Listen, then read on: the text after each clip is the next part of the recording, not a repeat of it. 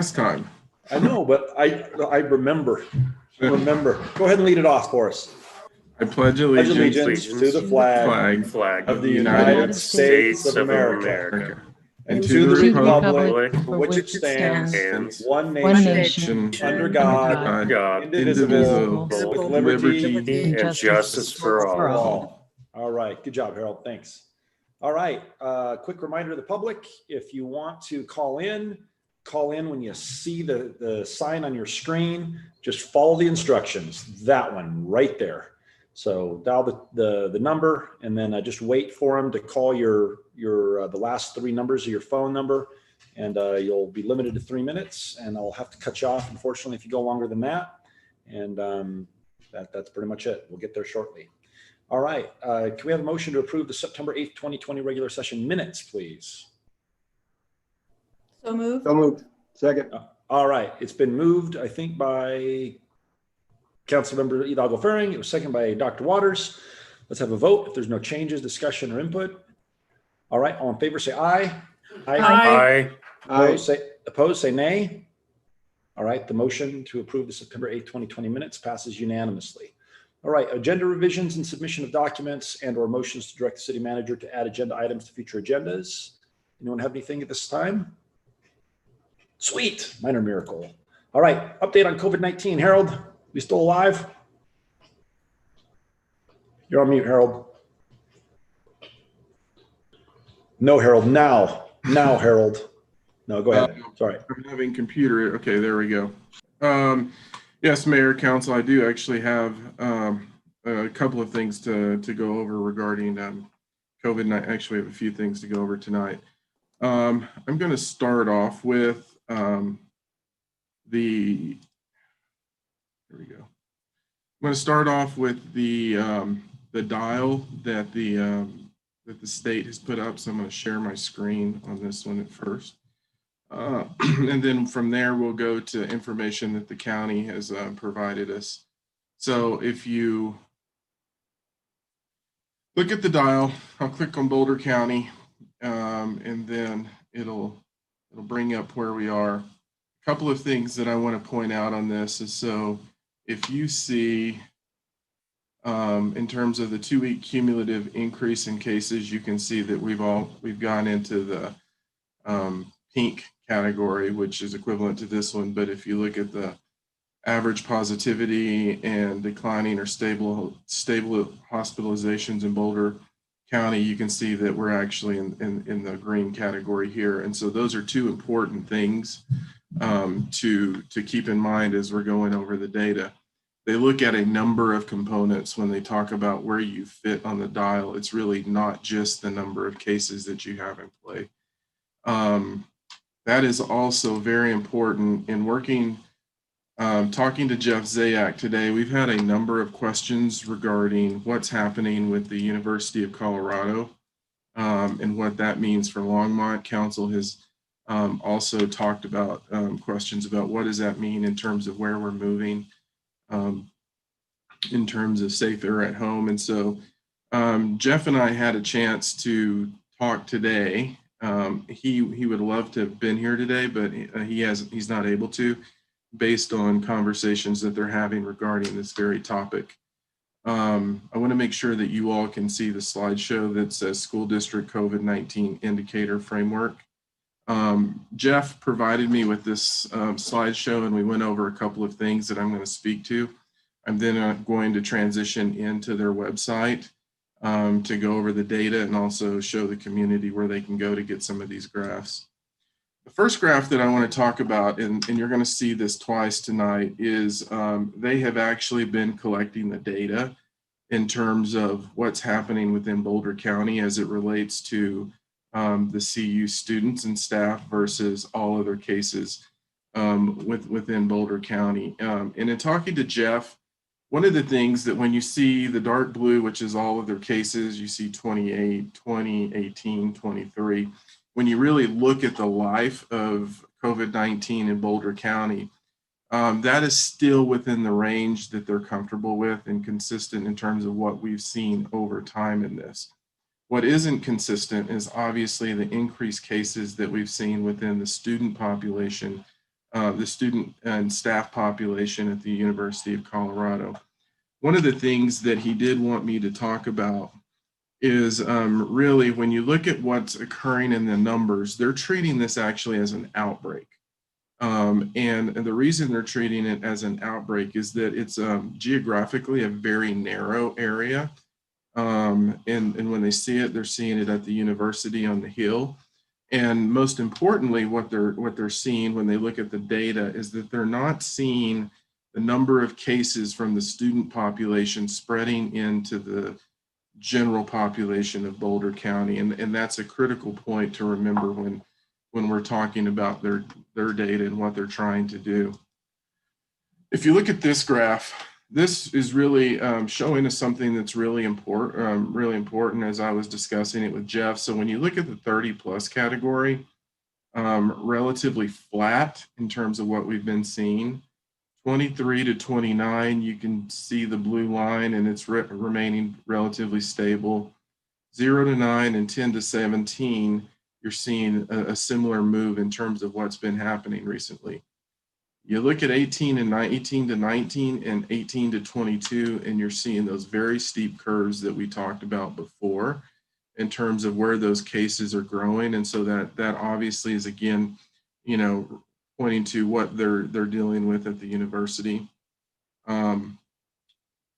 This slide, it has broken it down into people who are associated with CU and people who are not associated with CU.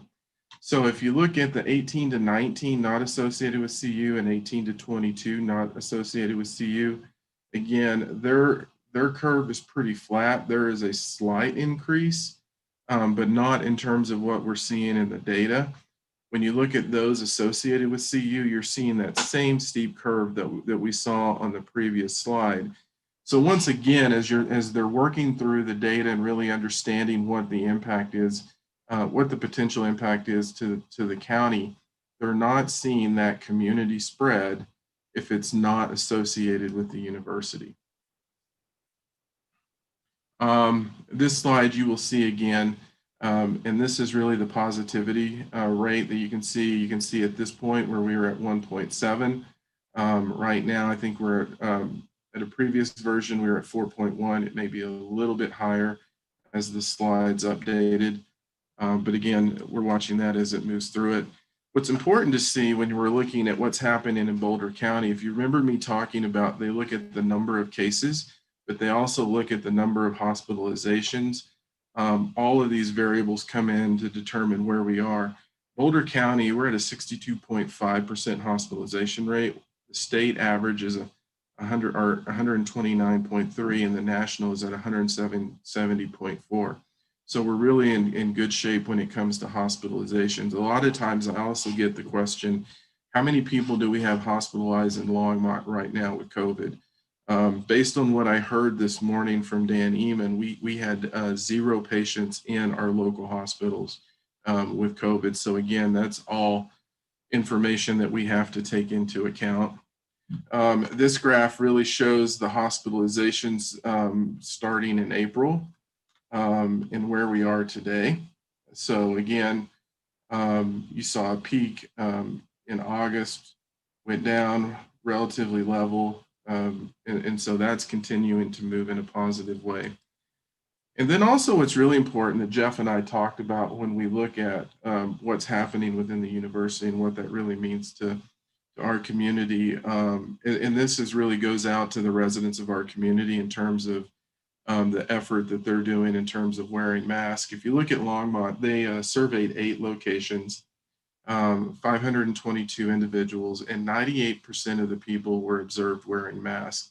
If you can see, we're only second to Erie, and we're a much larger community.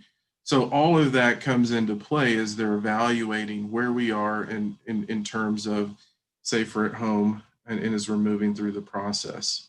I'm going to stop sharing this screen. Then I've got to get out of this one, and I'm going to open up the website to once again just show you all what's happening on the website in terms of the data. So we have 3,963 positive cases.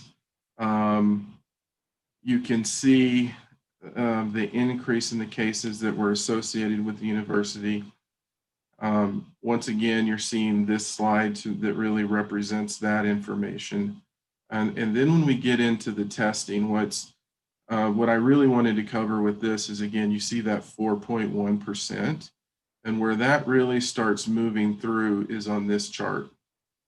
So one of the questions that I had today was, well, we're seeing a lot of cases. We are. But what you really have to watch is also the positivity rate, because if you look here, when you see the positive cases on the last couple of days, and the data on Jeff's slides was from yesterday. This data has been updated, but you can see in the date, this is from 17th or 18th, somewhere in that range. When you see that growth in cases, what's also important is they almost conducted 1,200 tests. So when you conduct 1,200 tests, you're obviously going to see more cases. But in terms of the positivity rate, we're still below 5%. So that's an important piece as folks ask questions. The positivity rate is probably more important to watch than just the number of cases. And I know we talked about 500 being the magic number in terms of tested that they wanted to perform. You can obviously see that we exceeded 600 tests per day on a number of occasions. When you're starting to look in this world, they opened up 2 locations in Boulder. One was on the Hill, and that's a walk-up testing location. And talking to Jeff, Jeff is working both with the governor's office and CDPHE as they're having this conversation. They wanted a testing location close to the student population where they could walk up and get tested. And the other testing location, I forgot the name of that location. Stasio Field. So that's the other one where they can go and get tested. So they're really putting a concerted effort to test the student population so they can see what's happening. When we look at transmission source, I wanted to go in the numbers a little bit. So you can see here again what we're seeing within the community. This chart hasn't been updated. Again, you saw the increase in the 5-day average, but this is where you're seeing it again. 852 in Longmont, 1,930 in Boulder. And then when you look at it based on where they base it on 100,000 population, so you can see how we're doing. Once again, we're pretty close. Again, had a question about how are we compared to Louisville and Lafayette. We're still in that range with those other communities. So as we continue to move through, one of the things that we're also seeing, you remember this was getting higher. We're now at 31.2% in the Latinx population. Again, that doesn't surprise me when you look at the student population generating the majority of cases. And in terms of long-term care, you can see some occasional hits, but for the most part, it really doesn't look like it did at the beginning. And that's really good because that's what tends to stress the medical system out. The hospital status on this webpage is something happened, but earlier everything was in yellow. And when you look at med-surg beds, it had been in the red. Earlier, it was in the yellow at this point, which really makes sense when you hear how many people were hospitalized, that we didn't have any in Longmont, and you can definitely see that improving. So as we talk about this again, I want to reiterate a couple of points. I know I've had questions about, am I hearing about any change in our status at Safer at Home? What I can say is I'm not hearing about that. That's related to the fact that they are treating this as a very specific and focused outbreak that's occurring within a narrow geographic area, within a narrow population band. They are not seeing at this point, and everything I'm saying is preferenced with as of today and at this point, but they are not seeing the spread of cases really outside of that environment. And again, Jeff wanted me to reiterate that he wished he could be here today, but he is working with the university and the state and others in terms of evaluating the situation. Are there any questions regarding the data that I can answer? Councilmember Doggle-Faring. I was going to let Councilmember Peck go first, but I had a question around the reporting. So when people report, so a couple of questions. Actually, one was around when people see, we saw that percentage of mask usage on the, there was a slide. I don't think you shared it tonight, but I've seen it before. Where in the parks or outside, you see lower compliance or lower number of people utilizing masks. And I think there's kind of a misunderstanding. We had a conversation around this as well, around people, what happens, what constitutes a person to have to wear a mask in a public open space as opposed to not. Does that make sense? Yeah, so there's actually two masking orders that's in play. One is the governor's order on masking, which says that if you're inside, you have to wear a mask at all times. The governor's order doesn't really doesn't touch on masking outside. So in that case, we have the Boulder County masking order in play, which states that if you are unable to socially distance from others 6 feet, then you need to wear a mask. But the example that I gave you is that if I'm out with my son, because we're in the same household, we can be within 6 feet because we're in that household. You'll also hear pods or quarantine buddies that are in play and things like that. So that's a different situation. So there are different regulations related to masking. The other thing that comes into play is, a question I often get is, so if one of my kids if they were playing softball, do I have to wear a mask? Well, if I'm sitting with my family, I don't have to wear a mask because we're, again, in that cohort. As long as I'm 6 feet away from another family or another cohort that's in that process. And so that's a lot of times the differences that you see in this. I think the thing that we also have to be really cautious of is really understanding the broader definition of family in many cases. You've heard us talk about this throughout COVID, that early on we were seeing a number of cases in multi-generational households. So households also look different. And the example I would give you, it could be a possibility that, let's say if my mom and aunt lived here, on the surface, it wouldn't look like we're from the same household, but the reality is that we are. And so that's something else that we have to keep in mind. And then the next question I had was around when people are reporting instances where there's non-compliancy. I guess just kind of walk us through the process. What does that look like? Comments that I've heard from constituent colleagues is that they felt like there was no follow-up.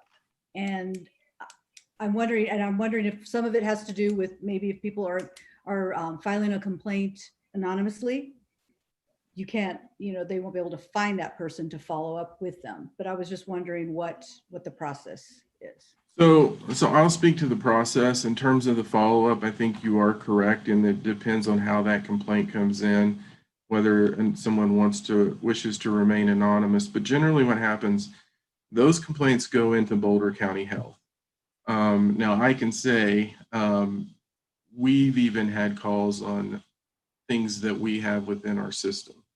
And so they've called us and they said, here's a complaint, here's what we're looking at.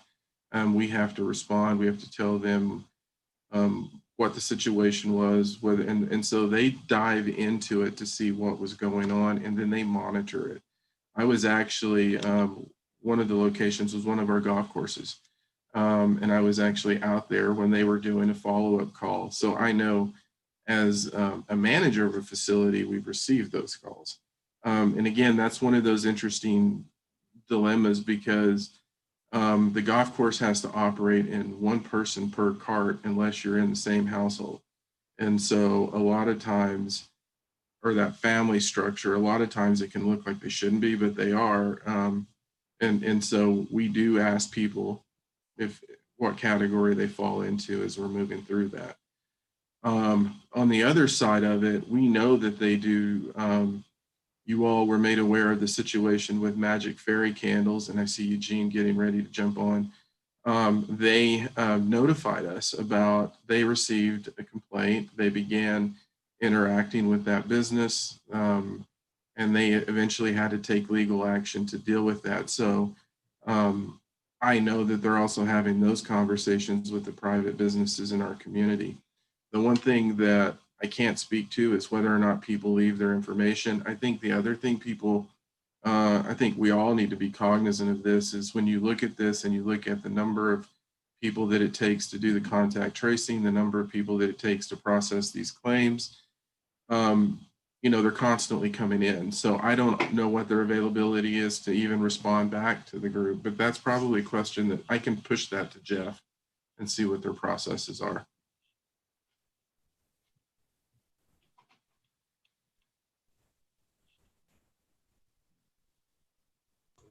Councilmember Peck? Thank you, Mayor Bagley. I have two questions for you, Harold. One of them is similar to what Councilwoman Hidalgo Faring was saying, and I was just curious if you have had any complaints about little leagues and soccer players who are they wearing masks on benches when they're in the dugouts? And I've had some questions about that from residents. So I was wondering if those are some of the types of complaints that you're getting as well. I have not had any of those come to my attention. I will tell you, when the leagues have their operational plans, the leagues, and Jeff's on tonight for another item, but the leagues have to get they work with the Boulder County Health Department in terms of getting their plans approved. Okay. What I can tell you, the only thing that I have heard with regard to youth sports and playing is actually the opposite side of it. And it's been from the players, where they have gone to other counties and have participated in youth sports, and they have not been required to wear masks, but they are required to wear masks here in Boulder County. And the questions I've received have actually been regarding that. Why do they have to wear them here when they don't have to wear them when they're playing in County X or City X? But again, I do know that they're following up on that. So I would encourage, if someone has concerns, they need to let them know. I can say that we have had situations with leagues that haven't necessarily operated appropriately in other communities. And so when they come here, that is in our mind in terms of how we move forward with those situations. So we're being mindful of it. And we are working collectively as municipalities in terms of what our experience is with various groups. Okay, thank you. My second question is, we got an update from Governor Polis's conference this afternoon about the American Indian population being overly being more infected, or I didn't see on your charts that we had any kind of a measurement for the American Indians. I did see the category, but I didn't see a measurement. So could you kind of let us know what you know about the state population of American Indians? Are they being overly affected? So the native populations are being disproportionately affected by the virus, and the state is working with those organizations to address it. So they're really working in that arena, CDPHE, with the various organizations. I think where they're seeing it, maybe more on, we saw this in Arizona early on, in northwest New Mexico, in the reservation setting. I know they were seeing it. So I think, I can't speak to that in detail, but based on what I was briefed on earlier today, I think that's where they're really focusing, because that's where they're seeing the growth. But we don't have anything measurable in our county for American Indians. No, it's like 0.3%. I'm trying to see. COVID cases is It's less than 1% in Boulder County. Perfect. Okay, thank you for that. Okay, the next thing I would like to go over with you, I'm going to introduce Peter Gibbons. This is what I talked to you all about last week, in that we were putting together and trying to take guidance in terms of CARES funding and CDBG CV funding. We're going to go over that with you all today. And then when we get to the end of the presentation, we're going to open it up for questions, but we're at the point now where we need to move with some pace because of the spending deadlines on some of it. So Susan, if you will go ahead and start bringing Peter's presentation up, you will, Peter will start it. You will see me jump in on a couple of points within the presentation. Peter? All right, thanks, Harold. Can everyone hear me? Yep. Okay, thanks, Harold. Good evening, Mayor and members of Council. I am Peter Gibbons. I'm the Recovery Manager and Emergency Management Coordinator for the city. The purpose of my presentation tonight is to brief you on our recovery funding budget from two funding sources, the Coronavirus Relief Fund, or CVRF for short, and HUD's CDBG and CDBG CV funding, all of which were provided by the CARES Act. I will cover amounts available, some of the rules for spending, and how we aim to spend this fund toward our recovery needs in our community. Next slide, please.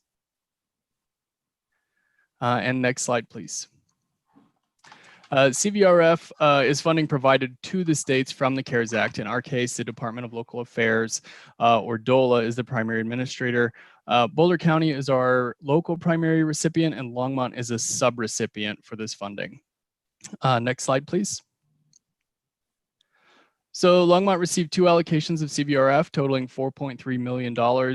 This was determined on a per capita basis, and Boulder County provided one allocation, and Weld County provided the other allocation due to Longmont residents living within the Weld County jurisdiction. Next slide, please. The Coronavirus Relief Fund rules are flexible but require careful navigation to ensure long-term funding retention through the eventual audit by the Office of Inspector General, or OIG. There are three primary rules for spending in a web of eligibility language that we are navigating to spend this funding completely and safely. Next slide, please. So the three primary rules include all expenses being necessary and directly due to the COVID-19 pandemic. They cannot have been budgeted for in the adopted 2020 budget, and all expenses must have been incurred between March 1st and December 30th of this year. Next slide, please. CVRF's additional rules for spending include costs incurred to comply with public health orders, supporting vulnerable populations, provision of economic support to local businesses, any activities related to protection of public health in public facilities, some payroll expenses related to response and recovery are eligible, and other activities that support the functioning of local governments through this event. Next slide, please. Unfortunately, the Coronavirus Relief Fund cannot be used to fund revenue shortfalls or replacements for local governments, as in we cannot use it to fill budget gaps in bulk. Next slide, please. As is common to see in disaster recoveries, we've established 4 primary categories to serve in the recovery from this event. The first is individual assistance, or IA, as I will show in future slides, business assistance, partner assistance, and the city organization recovery. And this framework is just a simple diagram of that information. Next slide, please. So moving into the Coronavirus Fund Recovery Spending Plan section, we're applying a basic theory of spending to expend this fund safely and completely. We aim to apply the funding to clearly eligible activities, so we ensure the funding stays in Longmont. Additionally, we aim to provide as much of it as possible to support the community as we balance the spending budget across all recovery categories. We aim to remove barriers to access and create adaptations whenever possible, and we aim to spend all funding by the deadline, which is the end of this year. Next slide. Looking at a mid-level view of recovery spending, the table shown includes actual amounts already spent on response and recovery activities, items we know exist in the organization and community, and unmet needs across all recovery categories. In breaking the list of expenses and needs into categories, Harold and I noticed that the split across recovery categories happened to land very evenly across all. Next slide. So if we can back up real quick, Peter. Sure. A couple of things. You obviously see telework in this. That's a big piece. I do want to go over the numbers. So you can see that we put 170,000 there. Our cost associated with the event. Digital divide, I think what's important is the 1.1 million for the business assistance grant. I do want to point out the restaurant voucher program. So there's 20,000 there. 10 to refund what council used for the first program, but another 10,000 to create another round in the restaurant voucher program. The LDDA Bigger Hearts, Stronger Streets initiative, that's really the work that we did downtown and the cost associated with that. We did talk about last week childcare being an important component of that. We have 705,000. The utility billing assistance, so that's really what we know in terms of what people need at this point in terms of managing their utility bills. And then you can see housing services support of 126,000 and then 254,000 moving into our Health and Human Service Agency funding to help support those organizations. What I want to say is this is just the CVRF piece. We also have another piece coming in that I will talk about. So what we were trying to do is balance both funding sources to have as wide an impact as we could have in our community and really hit all of those needs. And we were really going at what are the rules and what we can spend, what are the needs. And what was interesting is when you see the next slide, so when you approach it from rules and needs, this is where we ended up.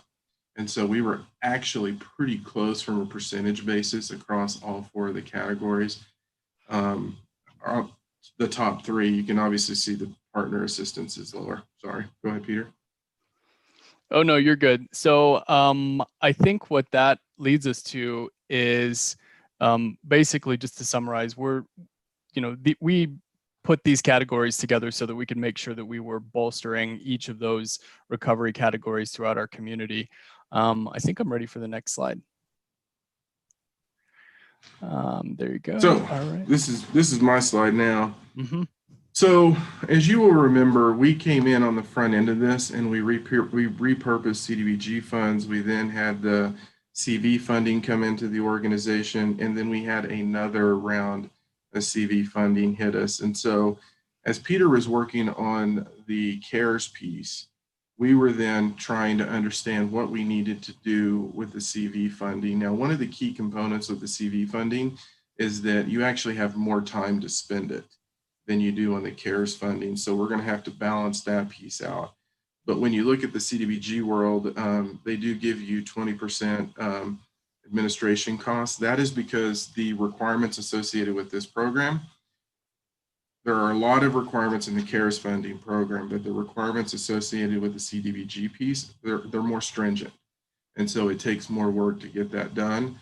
We have then also put in, out of that CDBG CV funding, 657,000 for individual housing assistance. And so that individual housing assistance is actually rent assistance, mortgage assistance. We also then have to look at the 400,000 that we have for utility assistance in play. So I know we talked about some other items regarding rent and mortgages. We weren't really sure how we could pull these fundings, but we actually have a funding source that is dedicated for that within our community. You'll see a common, the Coronavirus Recovery Center, that's a common component between this and the CARES funding. I think we had 30,000 in CARES, 70,000 in this level.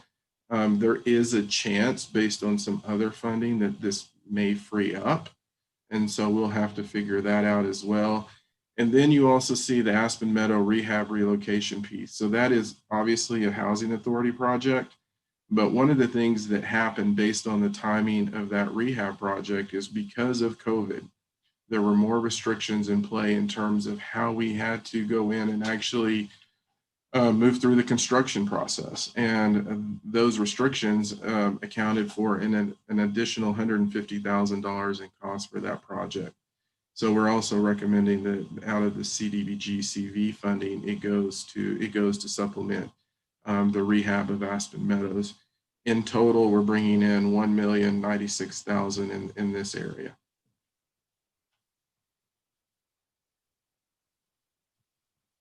Next slide. Sorry, Peter. So when you combine or when you look at the CDBG CV allocation, you can see 60% of that funding is going into individual assistance, 20% into partner. That's actually with the Housing Authority, and then 20% going into the city organization, and that's the administrative costs associated under HUD rules. Next slide. I think this one's yours, Peter. Yep, that can be mine.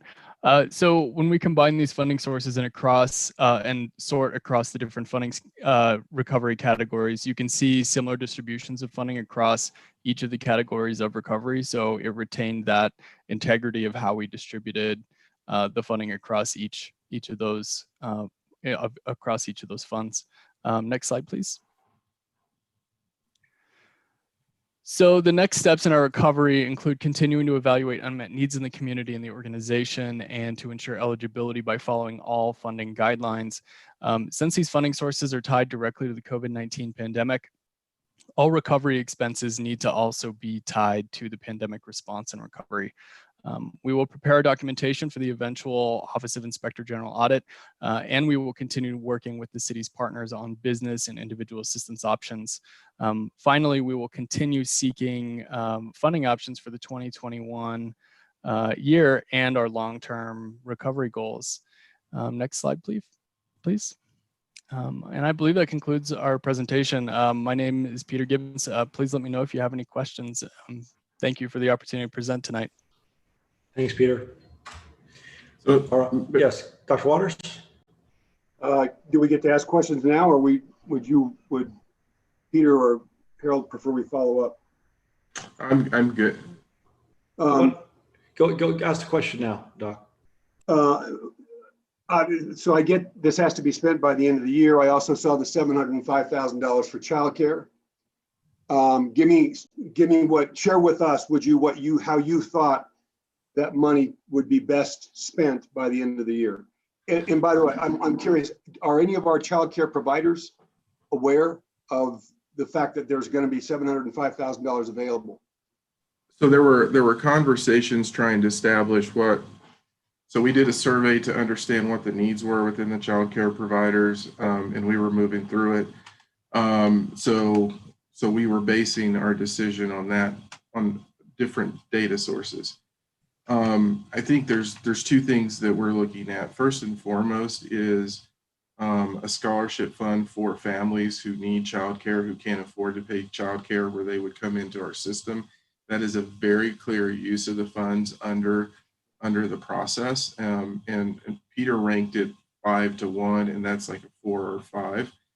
I think the other component will be to balance that versus what we need within the child care centers. We've obviously been providing them some support as we're moving through the process. So first and foremost, scholarships, and then the next level is, are there needs that we can fold into this amount? So families could basically bank time for a child in a child care center by receiving a stipend or a grant. Correct. That they could then move over to a center. That would be one approach? Correct. And ideally, the way we would want to do that, and this is going to be a little bit different in two categories. So in terms of childcare, because of the rules and because of the clawback provisions that are associated with all of these rules, we're going to be we're going to be managing these programs because the clawback comes to us. So we're working on, this is why we wanted to have this conversation today, so we can finish up that process so we can immediately get the funds out on the street. Something that's a little bit different when you look at business assistance grants, because of the restrictions on the funds and again, clawback versus us going to another organization, we're going to manage that as our organization because of we need to have Peter lockstep with that program, really working through what we do. That makes sense. I know there's going to be a keen interest on the part of lots of people on being able to make the highest and best use of that amount of money between now and the end of the year to provide as much service as we can into 2021, some of which I assume might include helping to cover expenses where providers are up against it in terms of being able to maintain space, acquire PPE, the kinds of materials that they had not otherwise budgeted for this year and are going to be pushed to budget for it in 2021. With those are the examples of things that they might be thinking about. Could be, and I know we've put some money into PPE for childcare already, and so it would be that. The other thing that's in play that we also need to touch on, because of the deadline, if we see things that are all of a sudden falling into an ineligible criteria or they can't be spent, then we're going to have to sweep them into categories that can be spent very quickly. And this may be one of those categories, or health and human service funding may be one of those categories in terms of the sweeping process. Yeah, well, I hope you get a bunch of questions after tonight from our childcare providers and parents who desperately need this kind of support for a seriously underfunded enterprise that's fundamental to our economic recovery. So good on you for making that a high priority. I'm glad you were listening to lots of input, so thanks. Councilmember Martin. Mayor Bagley, it wasn't clear to me whether the distribution plans for these funds, and as Dr. Waters has been saying, especially the child care, whether the distribution plans are already mostly in place and some new distribution plans have to be made, or whether this is money that doesn't have an avenue out of the city's funds yet. So they've been working and looking at what that distribution plan will look like. We've had to work within the rules to understand what it can be used for and how we can use it. We wanted to take the numbers and the recommendations we're making to council tonight. And if council says we like where you're going, then we will begin that implementation process. So there's some fine tuning. They have to work more on it to get those funds out on the street. And is this what we have to go on that you've just finished presenting, or is there going to be subsequent information later tonight that breaks down some of these funds a little farther in terms of what goes where? This is the presentation based on what we have today. If you have specific questions about where they go, we can pull that presentation up and go into it. So in terms of the city funds, what you're going to see there is telework. You're going to see pandemic response funds, so related to where we had people that we had to send home and weren't working, but we were paying. Trying to think what else we had. Our direct expenses associated with plexiglass, PPE, those types of things, that's in the city component. I don't know if there's a specific question I can answer or what we can bring back to you all. I was thinking more in terms of the childcare and also the utilities and rental assistance. So the utility plan is in place. So we are working with our center, and we have a plan in place that is being implemented as we speak, because the Our Center received $100,000 from the state for utility assistance. And so our plan would be on utility assistance to just piggyback on that program and continue working our residents through that program. On the child care piece, that's going to take some more work, and we can update council in terms of where we are. So in the utility assistance, that means that they've already got a distribution path. Yes. We'll just funnel more money into it and it goes out their path. Correct. And then on the rental assistance, mortgage assistance path, we have that built within our system in terms of how we work with people in that world, in Kathy Fedler and Karen's world in terms of our CDBG program. So that's a no. And things that we're still working on Embedded in the city's cost is our digital divide program. And there's some nuances we have to pull together on that piece. And then the childcare piece obviously is going to take a little bit more work. We didn't want to get too far down the road and get a different direction. On the business assistance side, council directed business assistance dollars out of the CDBG fund early on in that process. And so Molly O'Donnell and Aaron Fosdick had built something based on the CDBG funds. Because we got the amount of money we did in CARES, we're just going to adapt their process because it had a lot more requirements in it. So we're going to reframe their worksheet and then put that money out. So that process is further along in terms of development. Thank you. Council, I almost called Sister Peck. No, Councilmember Peck. No idea where that one came from. Neither. So thank you, Mayor Bagley. Going back to the child care funding piece, I also want to thank you for all the work you're doing on this, Harold and Karen and Kathy. But is that funding also available to licensed daycare homes, homes that are licensed through Boulder County, or is this only for daycare centers? So my thought is if somebody needed to go to daycare with licensed daycare in that world, they would have to demonstrate why they need the funding and then who they're going to utilize, and then we would take that approach there.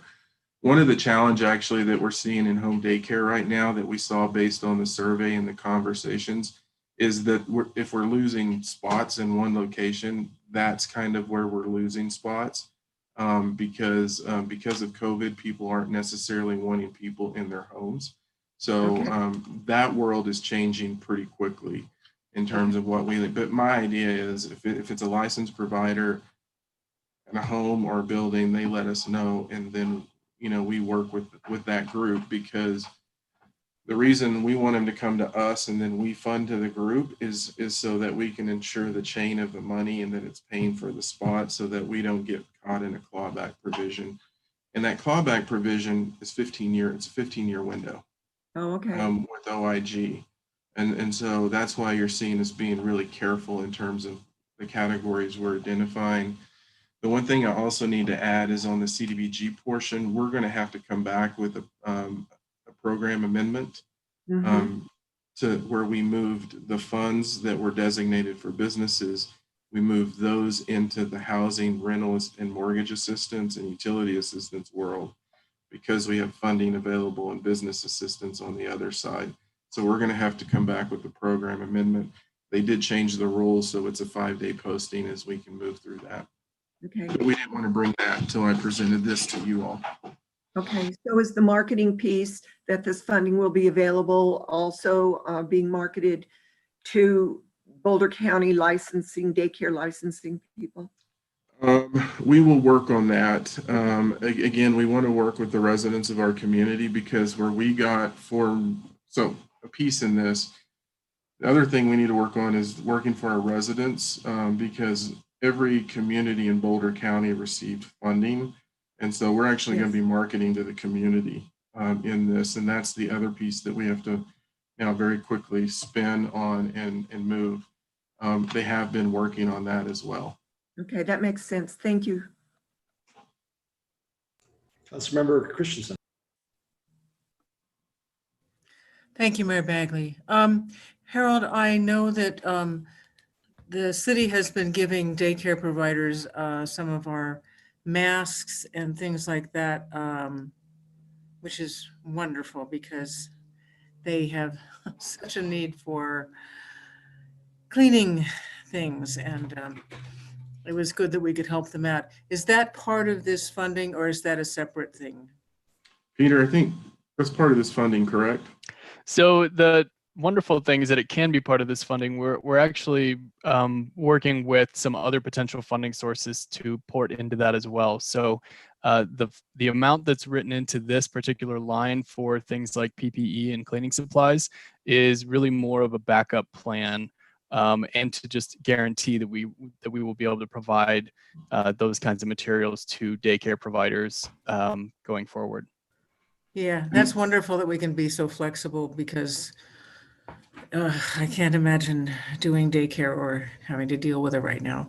Anyway, thank you for all you're doing, both of you. And so well, it's a huge team. So I'll pass that on to him. What I will point out, and Peter touched on this, this is CARES and this is CV. CV's in Kathy's world, CARES is in this other world. Yeah. Peter's also aggressively working other grant opportunities and connecting people with different grant opportunities associated with COVID. And you will see some of those moving through the system. And so he's also supporting our organization, but then our partners through this process with coming up with these additional funding sources that he's finding. At this point, I really want to, is council okay moving with this process and the dollars we have allocated, and then we will keep you updated on the processes that we're developing in our public information campaign. Yes. All right, let's go ahead and move on to first call public. I've got one more. Harold, no, we moved on. You didn't say it. No, this is a different item. Go ahead. One of the things, and this actually is related, we wanted to give you all an update. I have Tyler Stamey here. I know you all have been having a lot of questions regarding the Pike Road project and South Kaufman Street. And so I've asked Tyler to come in and give you all a brief presentation. So we've sent you some information via email. We wanted to give it to you really quick because we know you all are having questions about what's going on. So that's right down the street from me. The light is in. There's Correct. 0% chance that light's coming out. And Correct. so let's spend 2 minutes on this. I'll do my best. Mayor and Council, Tyler Stamey, Transportation Engineering Administrator. Thank you for the opportunity to provide information on South Kaufman tonight. Next slide, please.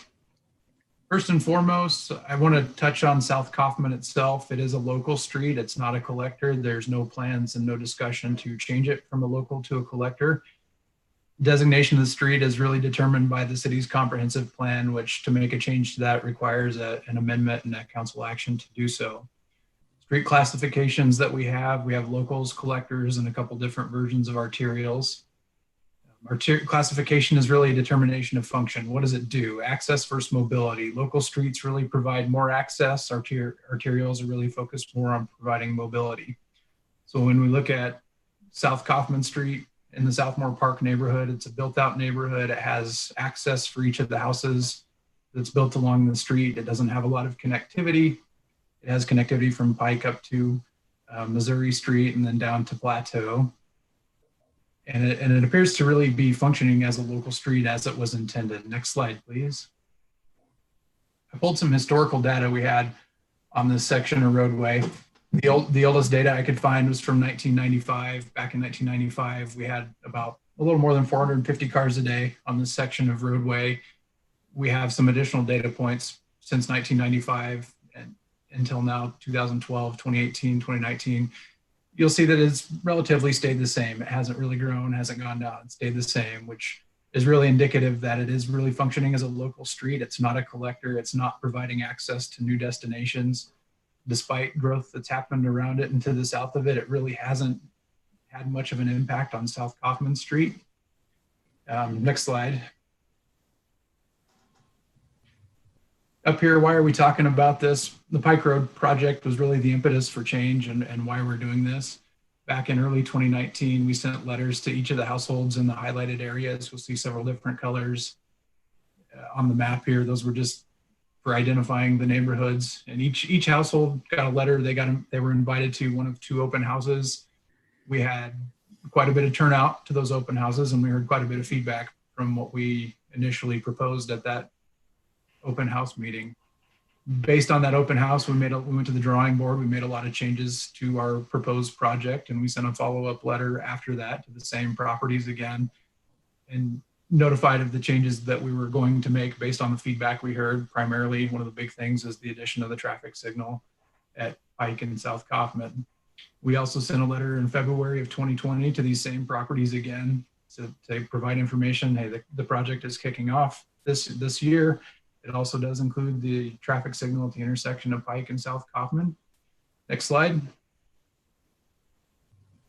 So the traffic signal, again, was really impetus from what we heard from the public feedback at our open houses. We heard very loudly and clearly that we needed to do more at Pike and South Kaufman.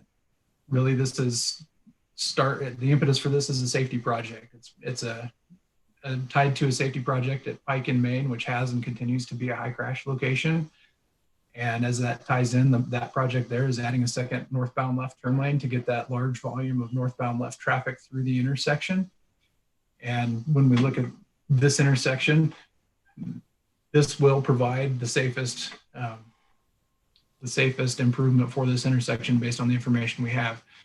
We checked it against warrants in the manual on uniform traffic control devices. It did meet warrants.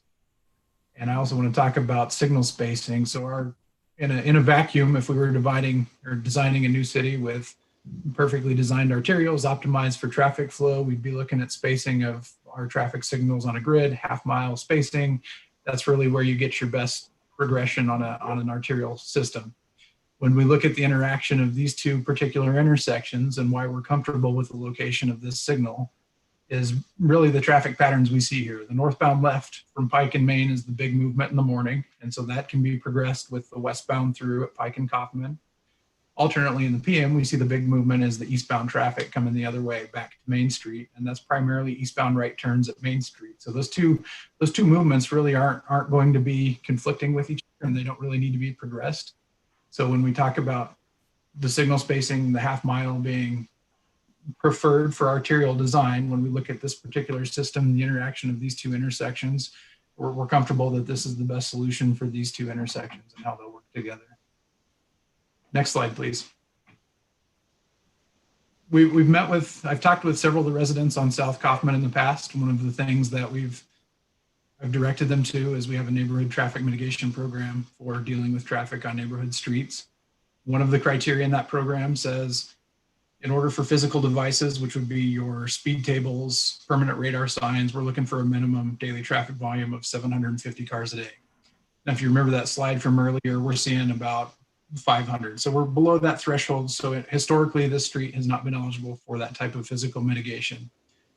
I also met with a handful of neighbors on South Kaufman Street at one of their homes on, I think it was June 10th this summer. We met and talked about the history of South Kaufman Street, discussions we'd had in the past, and how we can work with them to move forward.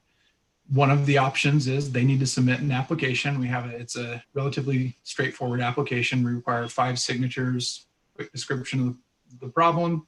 They turn it in and we can move forward. We also said one of the things that they can ask for is an exception to that 750 vehicle threshold. Hey, look, we understand that there's some changes here. There's a signal going in, a large project. That could be justification to support that potentially. The person the position that has for the policy, the person that can make that decision on the waiver is the Director of Engineering Services, has the ability to make that decision to waive the 750 requirement. And to date, we've not received that application. We provided both physical copies to many of the residents that were in attendance, and we've also emailed PDF versions and asked for them to sign those, turn them back in, and we can get moving. And that's all I have for tonight. I'm trying to keep it as quick as I could for you. And All right. if you have any. Thanks, Tyler. You're awesome. Appreciate it. All right. Let's go ahead now, take a 2-minute break, or actually 3 or 4 minute break to get people in line for public invited to be heard. So just call that number right there on your screen and wait patiently, and we'll call you into the room. You got 3 minutes. Thank you. Back soon.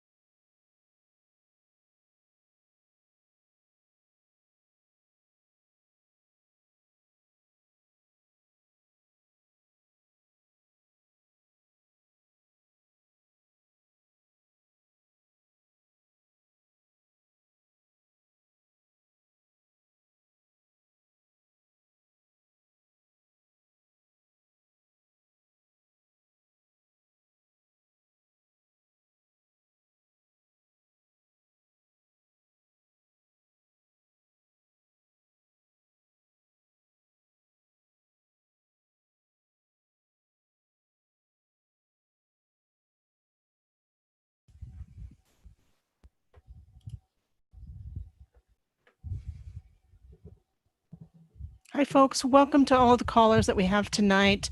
Please make sure that you have muted the live stream and that you're listening through your telephone for directions. We will be unmuting you one at a time when we come back into the meeting. We will call on you based on the last 3 digits of your phone number. So again, please mute the live stream so that you can hear who we're calling on. Thank you.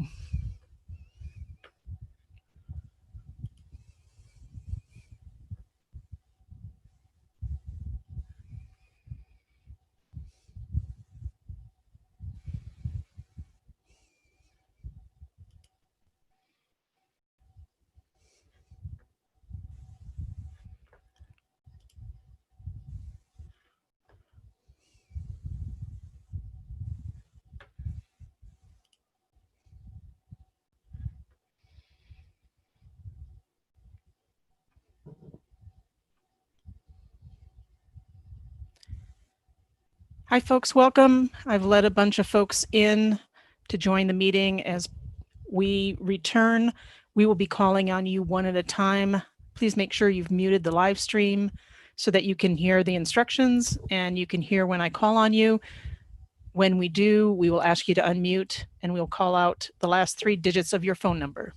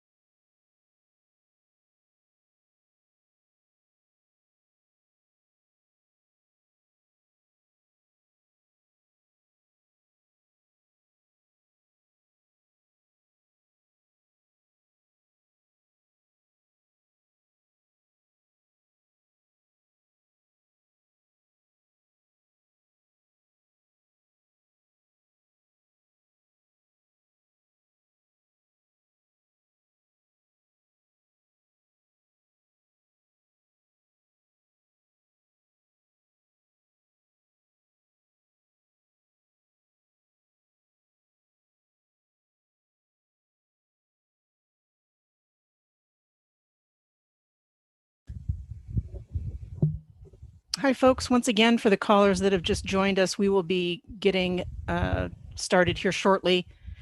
Please make sure that you've muted the live stream that you were watching previously and listen to the messages and instructions through the phone. We will call on you one at a time and ask you to unmute by calling out the last 3 digits of your phone number. All right, Councilmember, can I have the screen back so I can see who's here?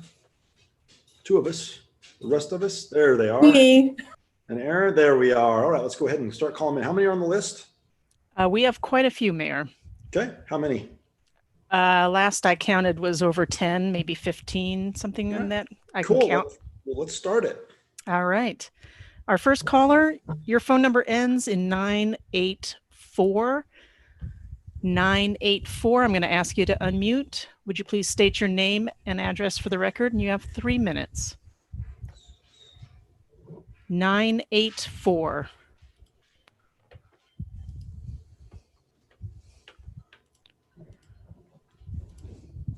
I'm going to move on to the next caller. Caller 125. I'm going to ask you to unmute. 125. There you are. Hi there. Yes, can you hear me? We can. You may begin. Okay, great. Hey, Mayor Bagley, council and staff. This is Shannon Fender, Director of Public Affairs with Native Roots Cannabis.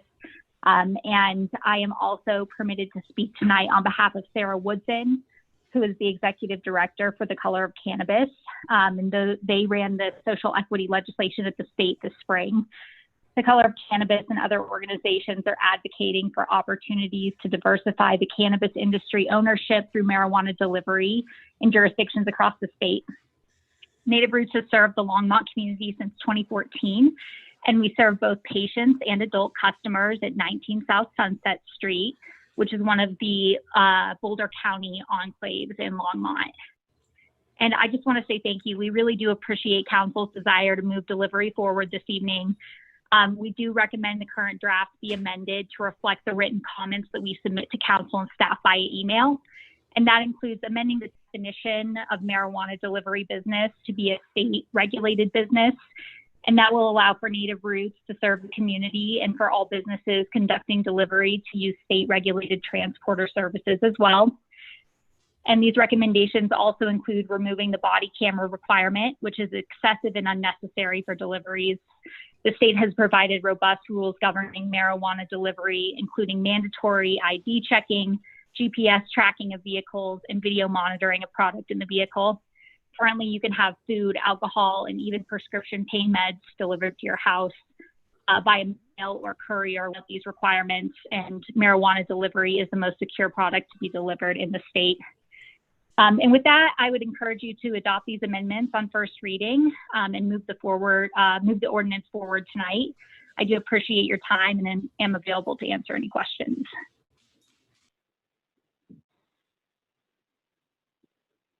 Oh, sorry. Next caller. 1 minute, Mayor.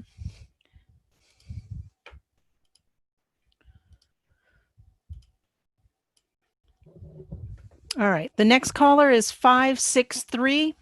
I'm going to ask you to unmute. 563.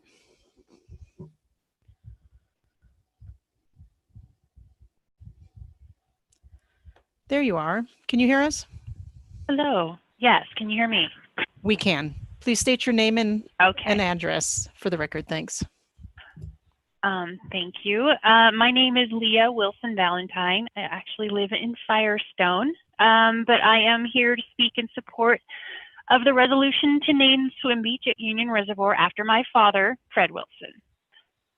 I'd like to take a few moments to talk about what Union Reservoir meant to my dad and why I think we should name the beach in his honor.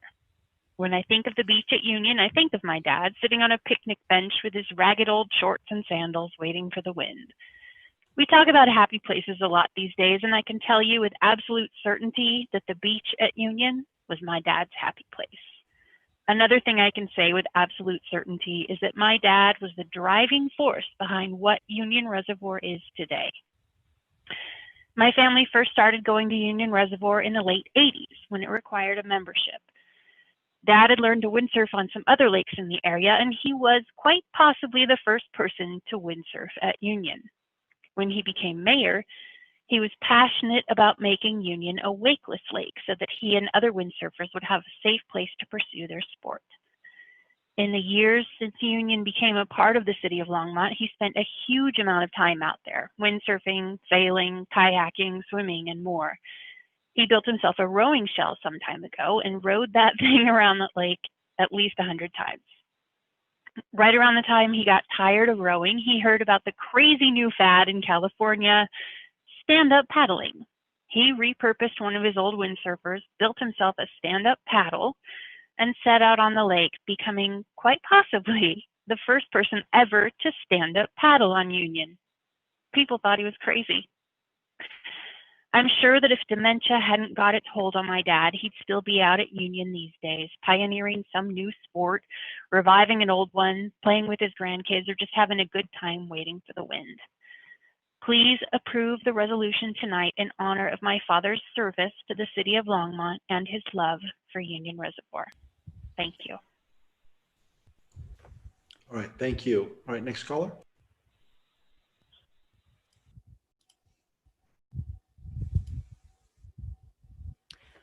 Next caller, Mayor, is 722. The last three digits of your phone number are 722.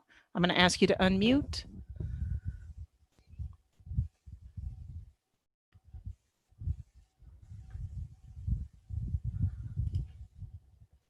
(722). Can you unmute yourself?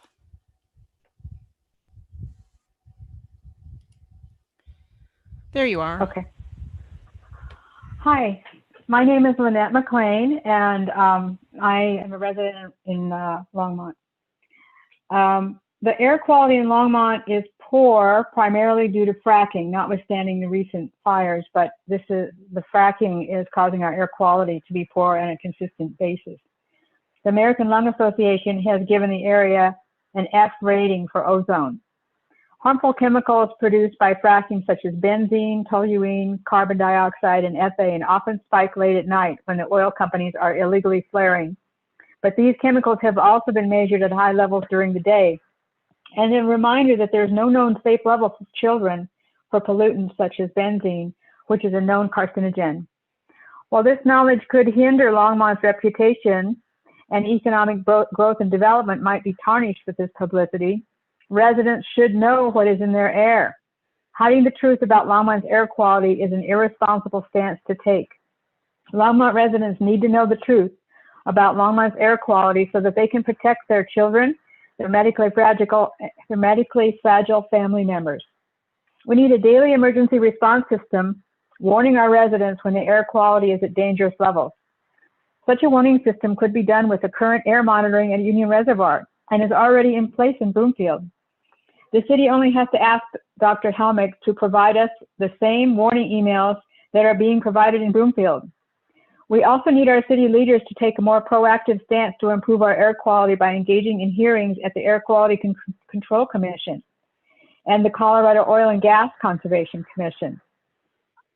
Also, Mayor Bagley and David Hornbacher, who are both directors of the Platte Valley Power Authority, need to support the city's climate resolution by voting not to use carbon fuels to electrify Longmont this week. In addition, we need to offer a contract to Dr. Detlev that allows him to speak to the residents about our dangerous air without having to wait for 48 hours. Thank you. All right, next caller. I'm going to go back to caller 984. I'm going to ask you to unmute 984.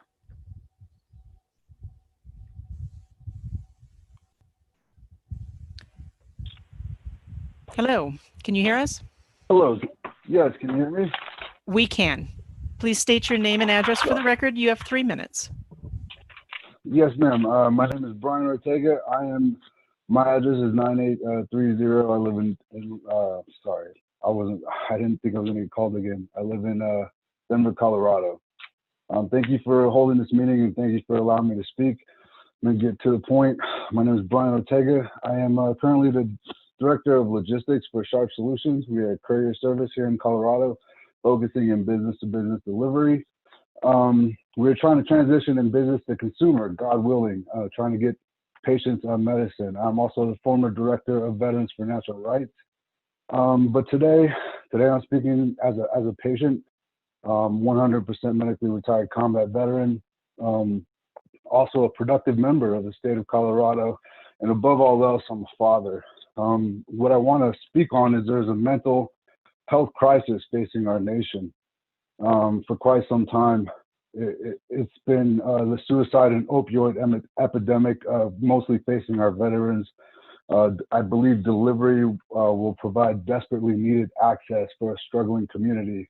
I'm a 100% medically retired combat veteran and a cannabis refugee from the state of Texas. Like a majority of our veterans, I came back from war with a lot of issues that I didn't leave with. Mental health issues, chronic pain, I had multiple brain injuries, degenerative and slip disc in my lower lumbar and upper spine. I was given a cocktail of prescriptions.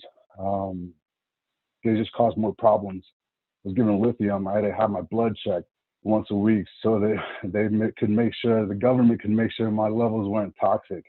They maxed me out on psychotropic medications, pain meds, and all the plethora that comes with trying to fix what the ailments those cause. Cannabis saved my life. The great state of Colorado afforded me access to this medicine that replaced over 10 prescriptions for me. Cannabis opened me up to receiving help. I became more active, enrolled in therapy, both physical and mental. Then I went to college. I got into engineering at CU Boulder. The government told me I had a 40% global function rating out of 100, that I was going to be on the couch for the rest of my life. I was using a walker for the better point of 2009. When I got here, luckily I had a spouse that was able to go get me my meds. Majority of the veterans that I've met in my advocacy and activism don't have that luxury. A lot of us have mobility barriers. A number of us have reasons to include mental health that keep us from access, even though they live here in Colorado. I believe opening up home delivery will not only improve the quality of life for so many, but save the lives of so many more. I'd like to end here with a couple of statistics from the Disabled American Veterans website that the FDA notes considerable interest as well as clinical research that supports that interest in treating medical conditions to include, but not limited to, glaucoma, multiple sclerosis, chemotherapy-induced nausea. Oh, sorry, we have to cut you off because we're well over 3 minutes, but I do appreciate your comments and coming in today, okay? Thank you. All right, next caller.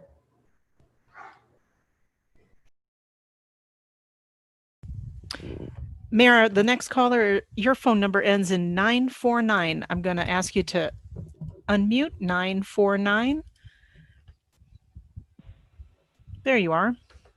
Hi, this Hi. is Ruby Bowman, 1512 Left Hand Drive. Mayor Bagley and council members, why does the city of Longmont need to hire an environmental planner?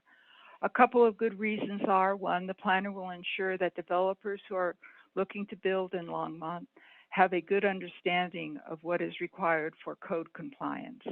And two, the planner will also ensure that developers are aware of the city's important wildlife and natural resources that need protection.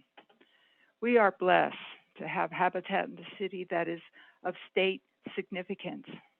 We have the St. Vrain Creek, a one-of-a-kind transition stream running through our town. A CPW biologist stated in a letter to the city that the city reach of the St. Vrain has immense aquatic conservation value to the state of Colorado because of the rare native fish inhabiting the stream. Boulder County reiterated this fact in its scoping comments for RSVP.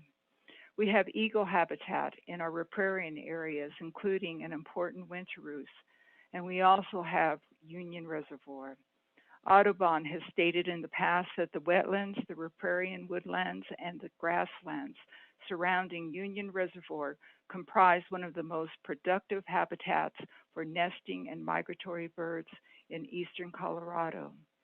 In 2003, 107 or more eagles were recorded at the reservoir when there was a shad die-off. Some reported the number as high as 150.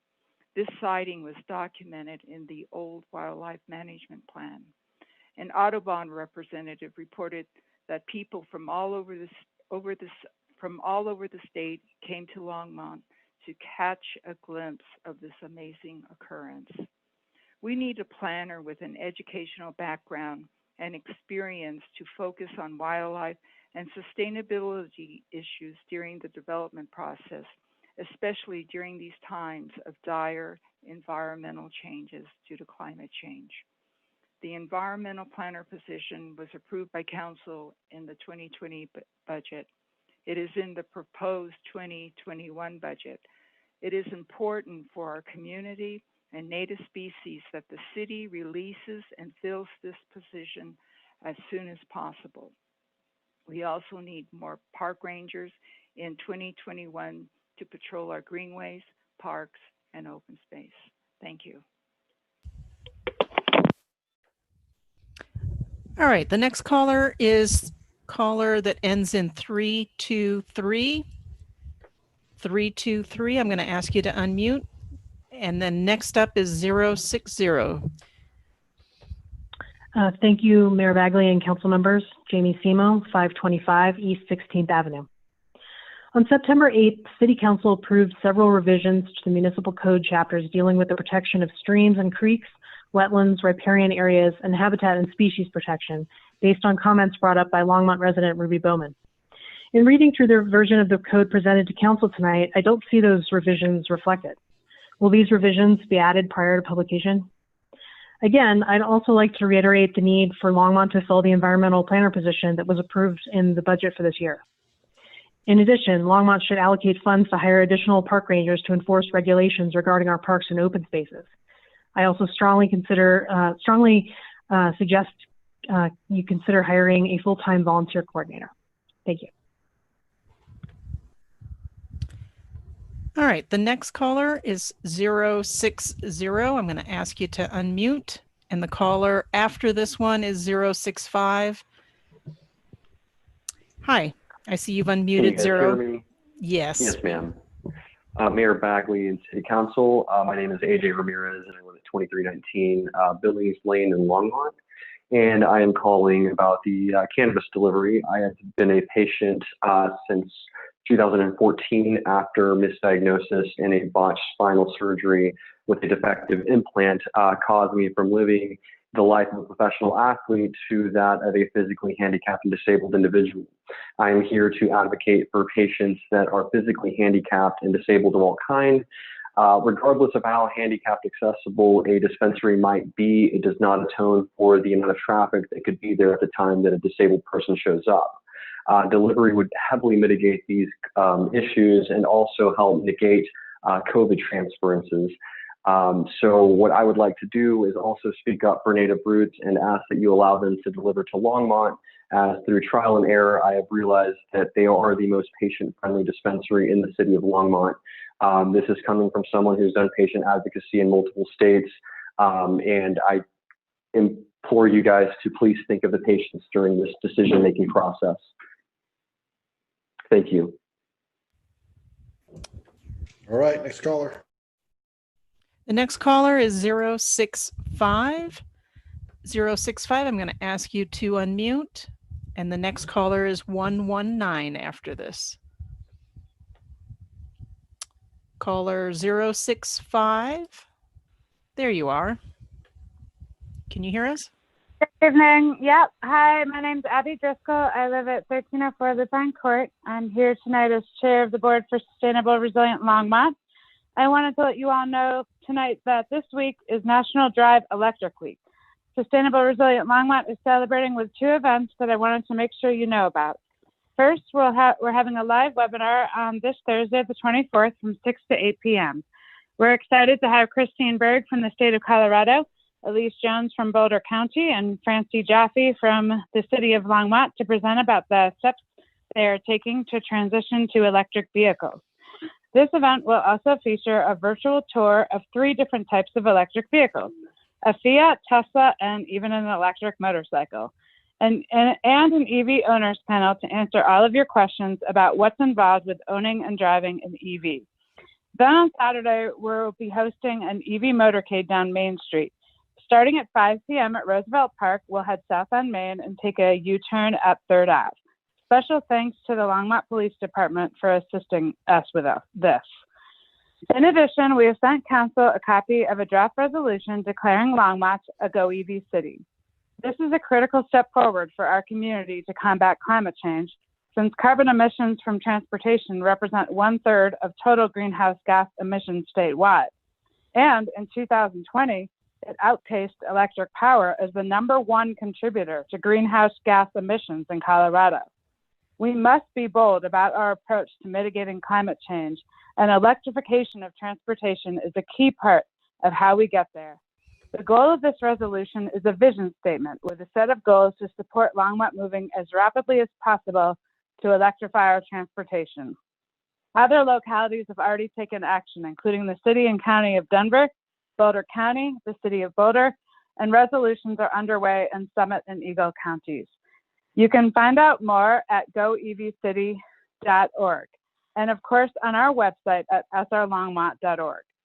I urge City Council to adopt the Go EV Cities resolution, commit to 100% electric and zero emission vehicles, and make Longmont a Go EV city. Thank you, and I hope to see some of you later this week at Longmont Electric Vehicle Week.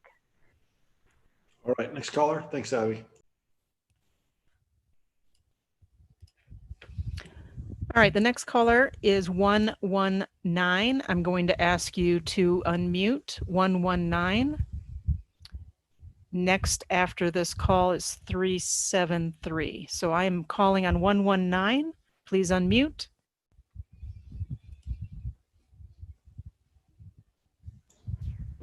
There you are.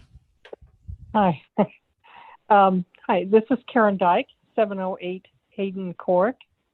Mr. Mayor and council members, there is a lot in the news the last few weeks or the last week about whether there is hypocrisy when federal judges are named and confirmed.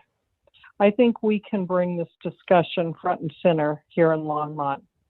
This week, PRPA will be discussing whether to sanction a plan that includes building a gas plant for electricity generation.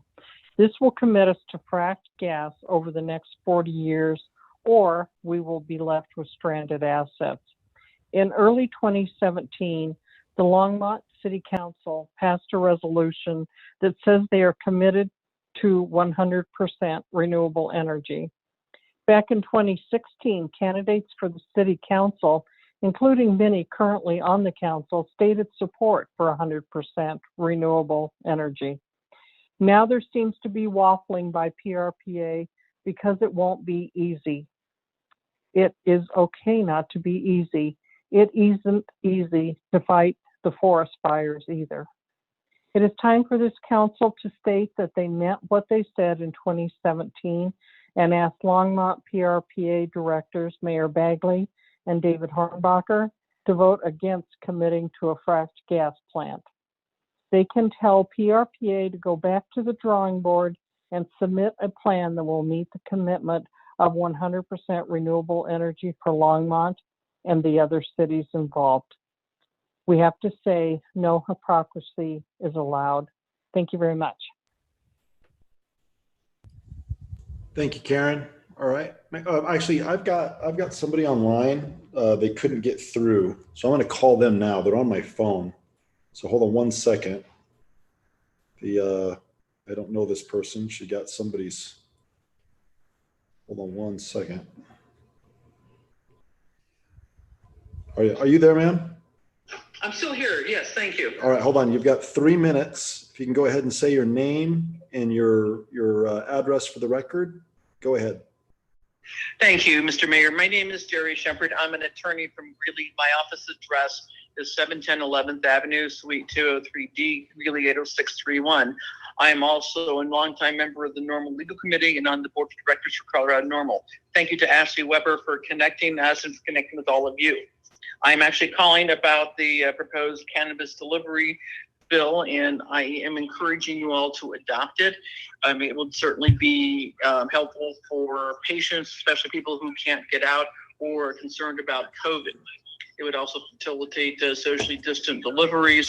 I would ask to omit the portion that talks about some sort of camera thing. It sounds more like an invasion of privacy and civil liberties. I give mad props to the Longmont City Council for trying to facilitate people being able to use cannabis as appropriate. And I would ask that you continue with that trend. I'm open for questions, but thank you very much for your time. All right, thank you very much. All right, next caller. Next caller in our list, your phone number ends in 373. 373, I'm going to ask you to unmute. There you are. Can you hear us? Hi. Yes, hi. Good evening. This is Amy Sharp, CEO of Sharp Solutions Courier. In today's environment, patients find it necessary to have safe, discreet, and reliable home delivery. It is extremely necessary that you allow this service to your constituents. Sharp Solutions was founded to provide this type of service to patients. As a member of rulemaking for the House Bill 19-1234, I have a thorough understanding of the compliance and regulations required to safely implement these services in your jurisdiction. I respectfully request that you opt into this service for the benefit of your constituents. Thank you for your time and consideration. All right, next caller. How many we got left? About what, 6, 7? Let me count. Just out of curiosity. We have 5 left. All right, next caller. The next caller I'm going to unmute is 418. Caller 418. Can you hear us? There you are. Yes, this is on speakerphone, so I don't know how well I sound. Am I fairly clear? Yes, sir, we can hear you. Can you Okay. state your name and your address for the record, please? Okay, I'm Stan Toll. I live in kind of the northern area of Longmont, and the reason I'm calling is kind of like what Mark Twain said, you know, the law treats everybody equally. Both the rich and poor are prohibited from sleeping under bridges. One of the issues I'm calling about is that there's a certain number of residents that really aren't being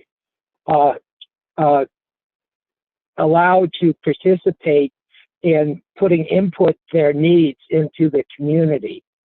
One of the things that happened with this pandemic is that there's a certain number of our community lost the access to bathrooms, showers, and places where they could get shelter during the day. And one of the things I did is I worked on trying to get some of the restrooms opened during this time. And sometimes I go around relatively late and try to make sure that there's some sort of restrooms accessible late at night. And of course, like earlier this week, I found a couple of young women and a guy basically camping in one of our restrooms. And this is because the city really hasn't been looking to make sure that people have something even so small as like a restroom area that they could probably get shelter in. Now, you know, we say, well, they have a shelter here.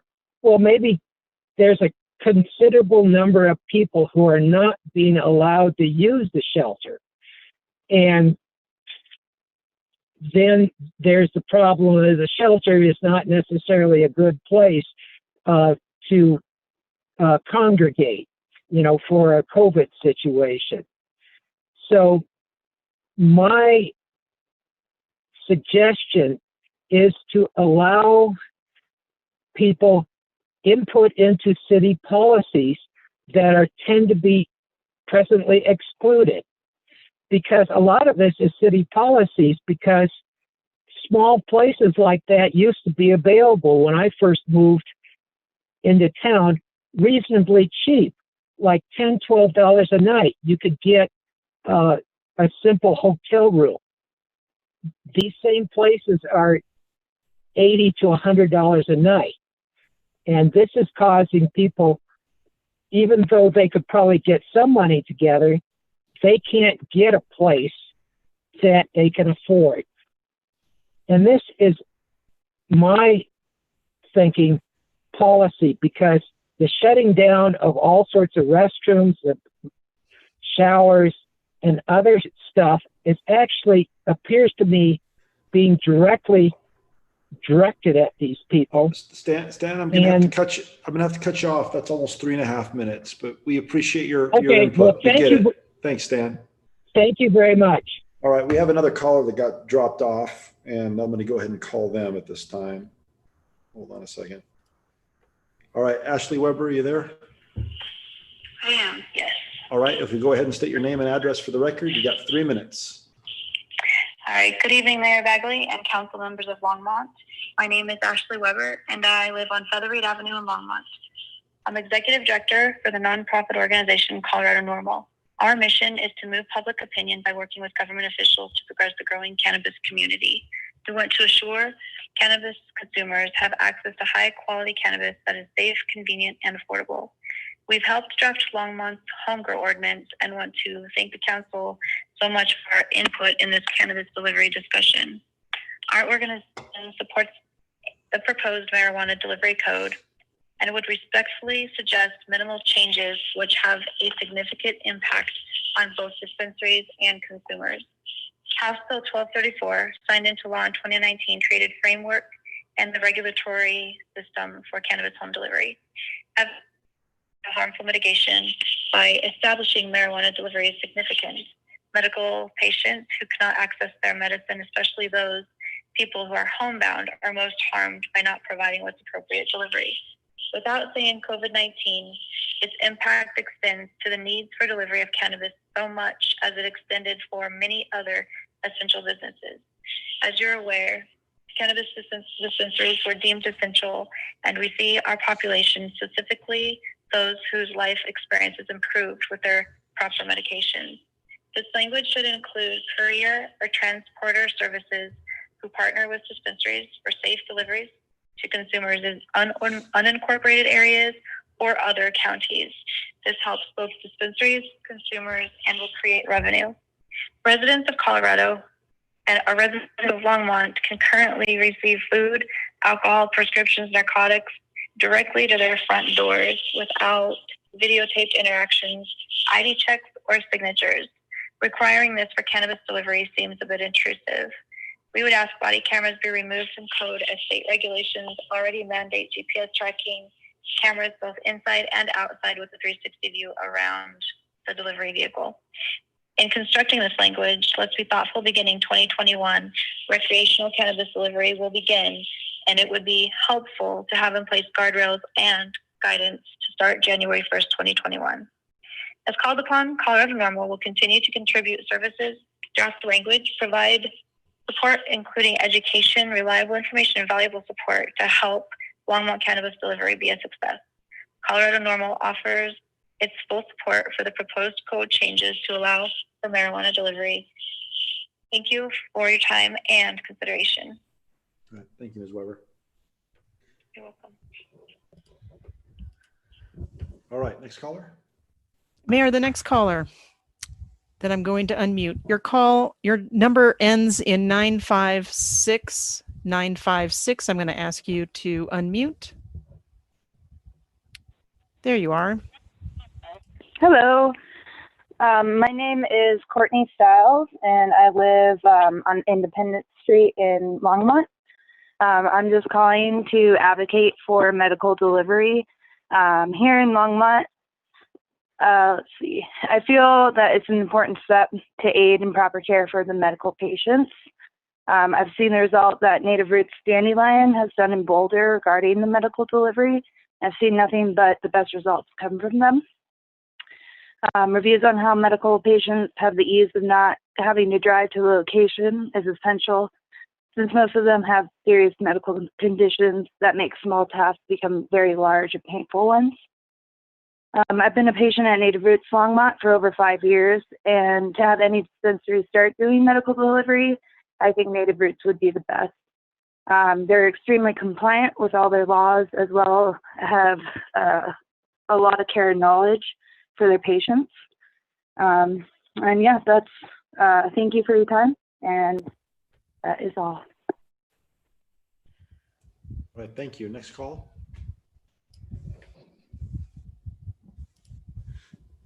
The next caller, your phone number ends in 002. I'm going to ask you to unmute 002. And the last caller after that will be 975. And you can get ready. 002, do you hear me? Yeah. Great, Yes, thanks. hi. Hi. Hey, thanks for allowing me to comment. Mayor Bagley and distinguished city council members, my name is Michael Song, and I think I have a unique perspective in this area. My background is as follows. I'm a graduate of West Point. I was a federal prosecutor in Washington, D.C., and pretty much all we did was fight the war on drugs. I was a chief deputy DA in Denver, but most notably, I was the first marijuana attorney for Colorado at the Attorney General's office. As such, my job in 2014 was to train all law enforcement officers on the new laws of cannabis. I also served as the liaison to shareholders, which included the governor's office, legislature, the Marijuana Enforcement Division, and town and city officials. Now I'm in private practice and service a lot of cannabis clients. As the city manager noted, in these times, public safety is of the utmost importance, and this holds true for the cannabis industry. Thus, I strongly support cannabis home delivery. Bottom line, this is a safe way for consumers to receive cannabis products at their homes when they cannot or do not want to leave their home. Agree with it or not, medical and adult use cannabis has been deemed critical and essential across the state. Thus, it is of the utmost importance that cities offer this type of service. I know there may be concerns regarding the safety of the service, but I can assure you from my dealings with law enforcement officers and the Marijuana Enforcement Division, the industry has not only vetted the individuals working in the industry, but also has ensured the security of the process, Right, sir, proper record keeping. Sir, thank you so much for your comments. You have no idea how you're obviously very, very, your 3 minutes is up, but we really appreciate your insight and your input. We do. All right, next caller. Mayor, the last caller is 975. I'm going to ask you to unmute 975. Are you there? Hi, can you hear me? We sure can. You may begin. Great, thank you. I just wanted to call in and voice my support for homeowners in the area being able to utilize Airbnb as a means of alternative income. As a young homeowner in Longmont, it's hard to afford things, and it's nice to know that if times get really hard, we can make a little extra money. And I know that there is some talk about some problem Airbnb properties in the area, and I would say that's probably the minority of what's going on. And I just am a big supporter of property rights. That's all. Thank you a lot for your time. Have a great Sir, night. could you state your name for the record? I apologize. My name's Steven. Last name's Altman, and I live in Southmore Park. Thank you. All right. Thank you. All right, that concludes first call public invited to be heard. Let's move on to the consent agenda. Can you go ahead and read that for us, Don? Yes, I can, Mayor.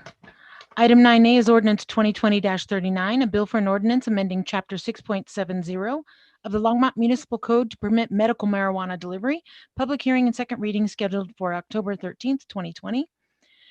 9B is Ordinance 2020-40, a bill for an ordinance amending Chapters 2.68 on local licensing authority, 6.70 on marijuana stores, and Chapter 9.60 on medical and recreational marijuana. Public hearing and second reading scheduled for October 13th, 2020. 9C is Ordinance 2020-41, a bill for an ordinance authorizing the City of Longmont to lease the real property known as Vance Brand Municipal Airport Hangar Parcel H74 to Best Steel LLC. Public hearing and second reading scheduled for October 13th, 2020.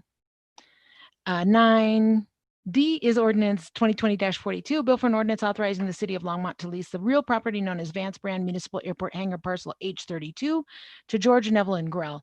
Public hearing and second reading scheduled for October 13th, 2020. 9E is ordinance 2020-43, a bill for an ordinance conditionally approving the vacation of access, utility, and drainage easements associated with the Highlands subdivision generally located north of Highway 119 and west of County Line Road. Public hearing and second reading scheduled for October 13th, 2020. 9F is resolution 2020-93, a resolution of the Longmont City Council approving the intergovernmental agreement between the city and the University of Colorado for socio-technical design for a middleware information exchange hub. 9G is resolution 2020-94, a resolution of the Longmont City Council authorizing agreements between the city of Longmont and Riverset LLC for the purchase of real property for the Resilient St. Vrain project.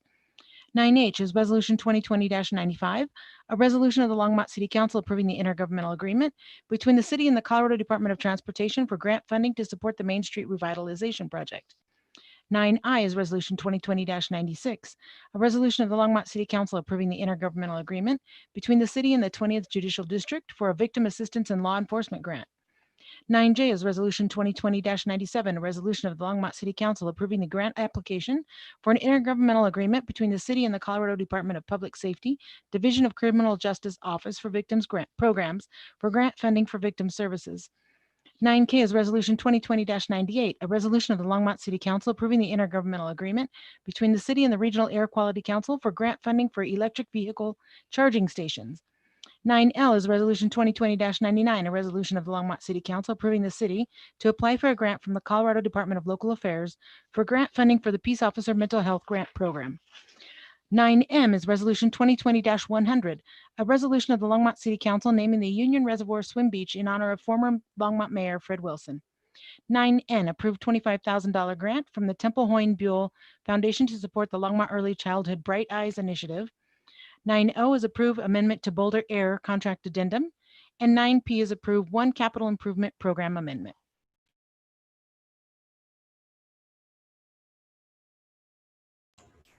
All right. Before I do, I'd like to pull number A, or letter A. Councilmember Martin?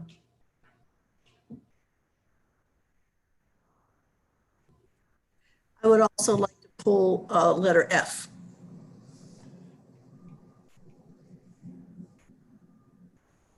All right, I'm going to actually move the consent agenda. Oh, Councilmember Christensen. I would also like to pull items G, K, and H. G, K, and H. No, it's just go. I don't have a pen. I'm going to move Mayor, pardon me, sorry. Staff also in your script, staff would like to pull 9M for a very brief presentation. All right, so I'm going to move the consent agenda less A, F. Polly, help me, please. G, K, H, and I believe Dawn wants to pull M. All right. And mine are mostly just comments, not. All right. Councilmember Peck, you want to second that? Yes, but first of all, I don't have that list up in front of me, so I just want to ask, is the air quality monitoring one being pulled, and is the marijuana one being pulled? Yes, I pulled that one. I think Marcia Martin pulled the other. So thank you. Then I will second that. All right. I apologize.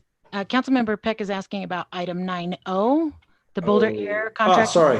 Let's go ahead and pull it. That's not been pulled. Yeah, pull that one, please. We'll pull that one too. So we're all right. All in favor of not passing the consent agenda? No, just kidding. All in favor of passing the consent agenda minus those letters, and we'll go through them one at a time. Say aye. Aye. Aye. Aye. Opposed? Say nay.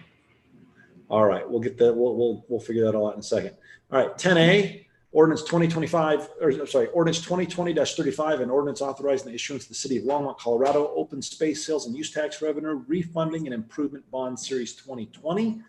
Is there a staff report? There is not, correct? All right. That's correct. Any questions from council? All right, seeing none, let's go ahead and open it for public hearing. We're going to go ahead and take a 2 to 3 minute break. And if you're going to comment on any of the public hearings on ordinances on second reading, you need to call in now and then wait on the line as we hit them. Back in 3.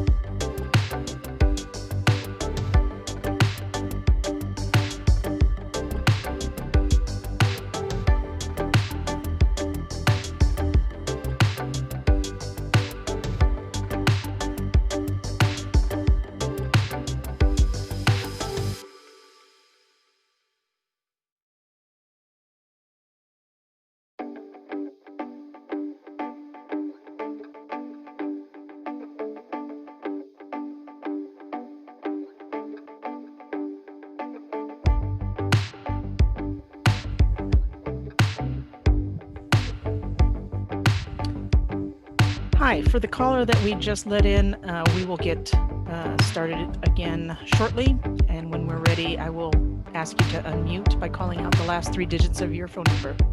Make sure that you've muted the live stream and that you're listening to your telephone for directions. Thanks.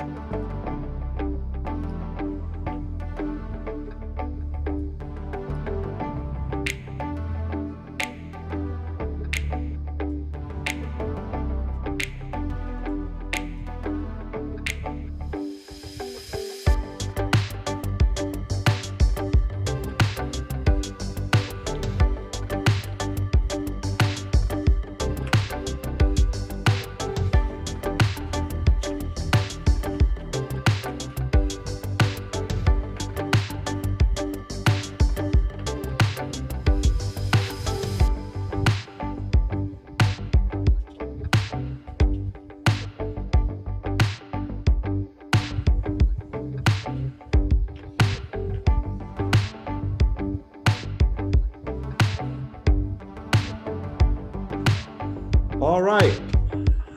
Who's here still? All right, looks like all of us. Okay, so let's go ahead and open the public hearing for ordinance 2020-35. Is there anybody in here? Mayor, we do have one caller. I'm not sure which item that they want to speak on. Can we have them see what they're talking on? Yes, we can, Mayor. Caller 198, I'm going to ask you to unmute. If you could please tell us which hearing item under the agenda that you would like to speak on.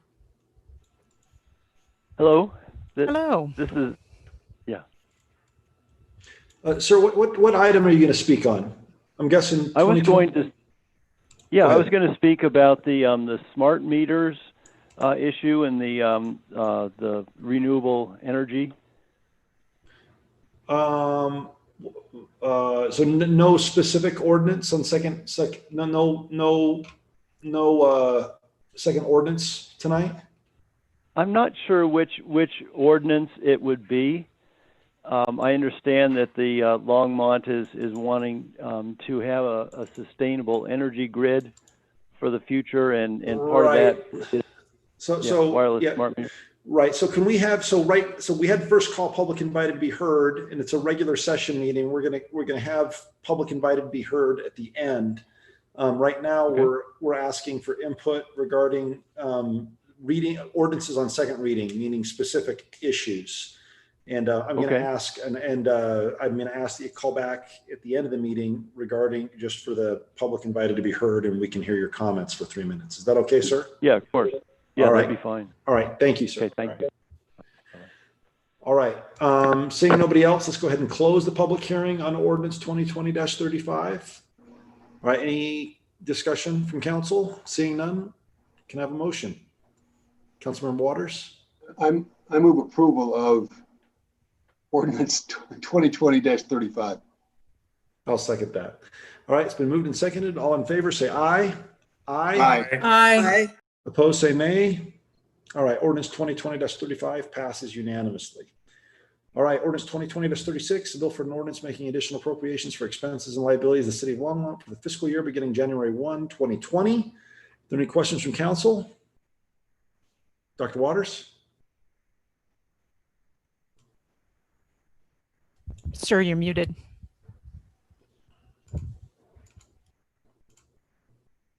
Still muted.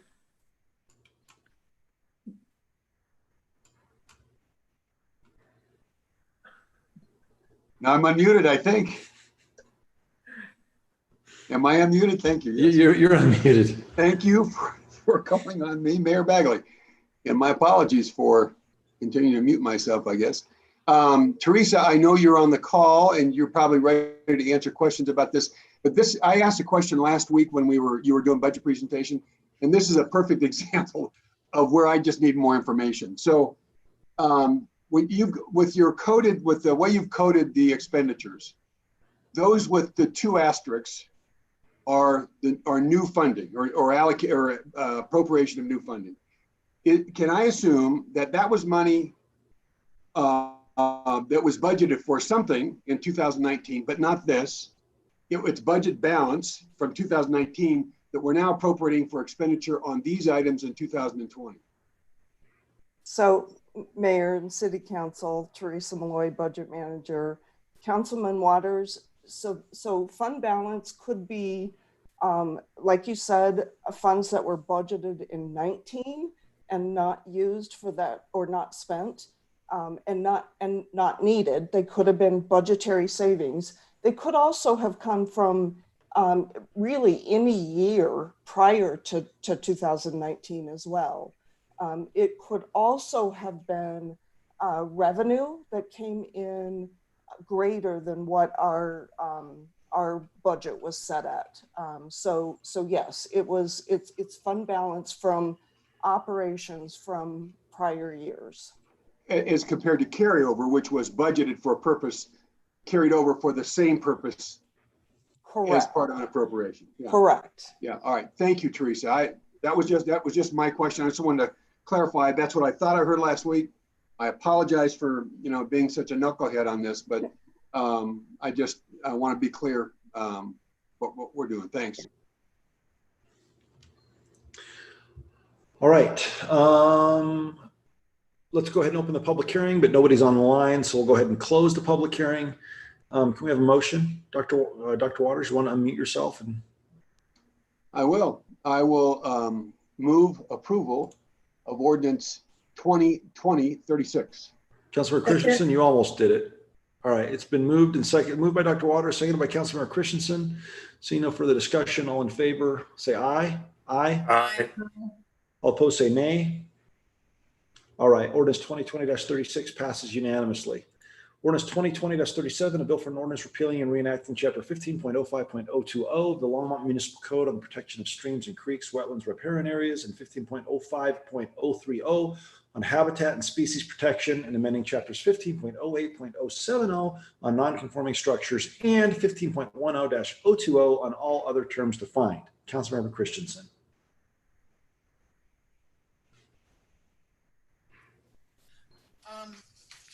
When we discussed this a few weeks ago, I thought that we voted to include in this rare native fish and rare wetland songbirds, wetland and songbirds. And I don't see that anywhere in the revised ordinance.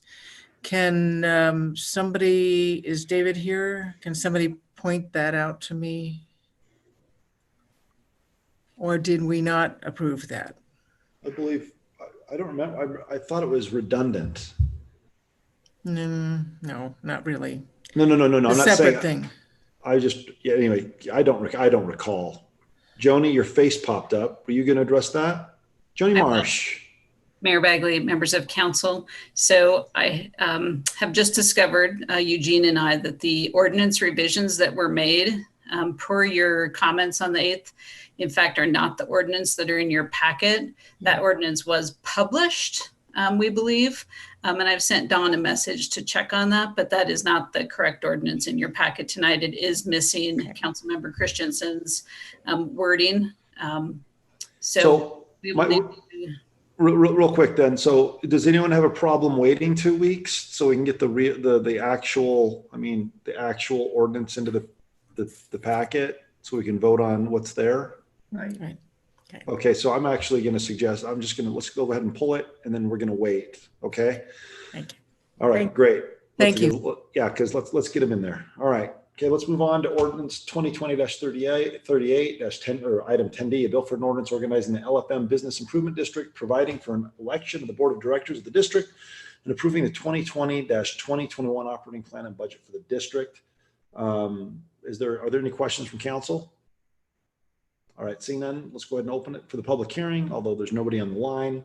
So we'll go ahead and close it. Let's have a motion if we could, please. Joan, you're unmuted. Why don't you make a motion? Ordinance 2020-38. Okay, I move ordinance 2020-38. I'll second it. All right, all in favor, say aye. Aye. Aye. Aye. Opposed, say nay. Nay. All right, great. Now let's go ahead and go through the consent agenda, starting with A. The only I pulled that one. I guess the only question I have is, Eugene, when I talked with you, is Eugene here?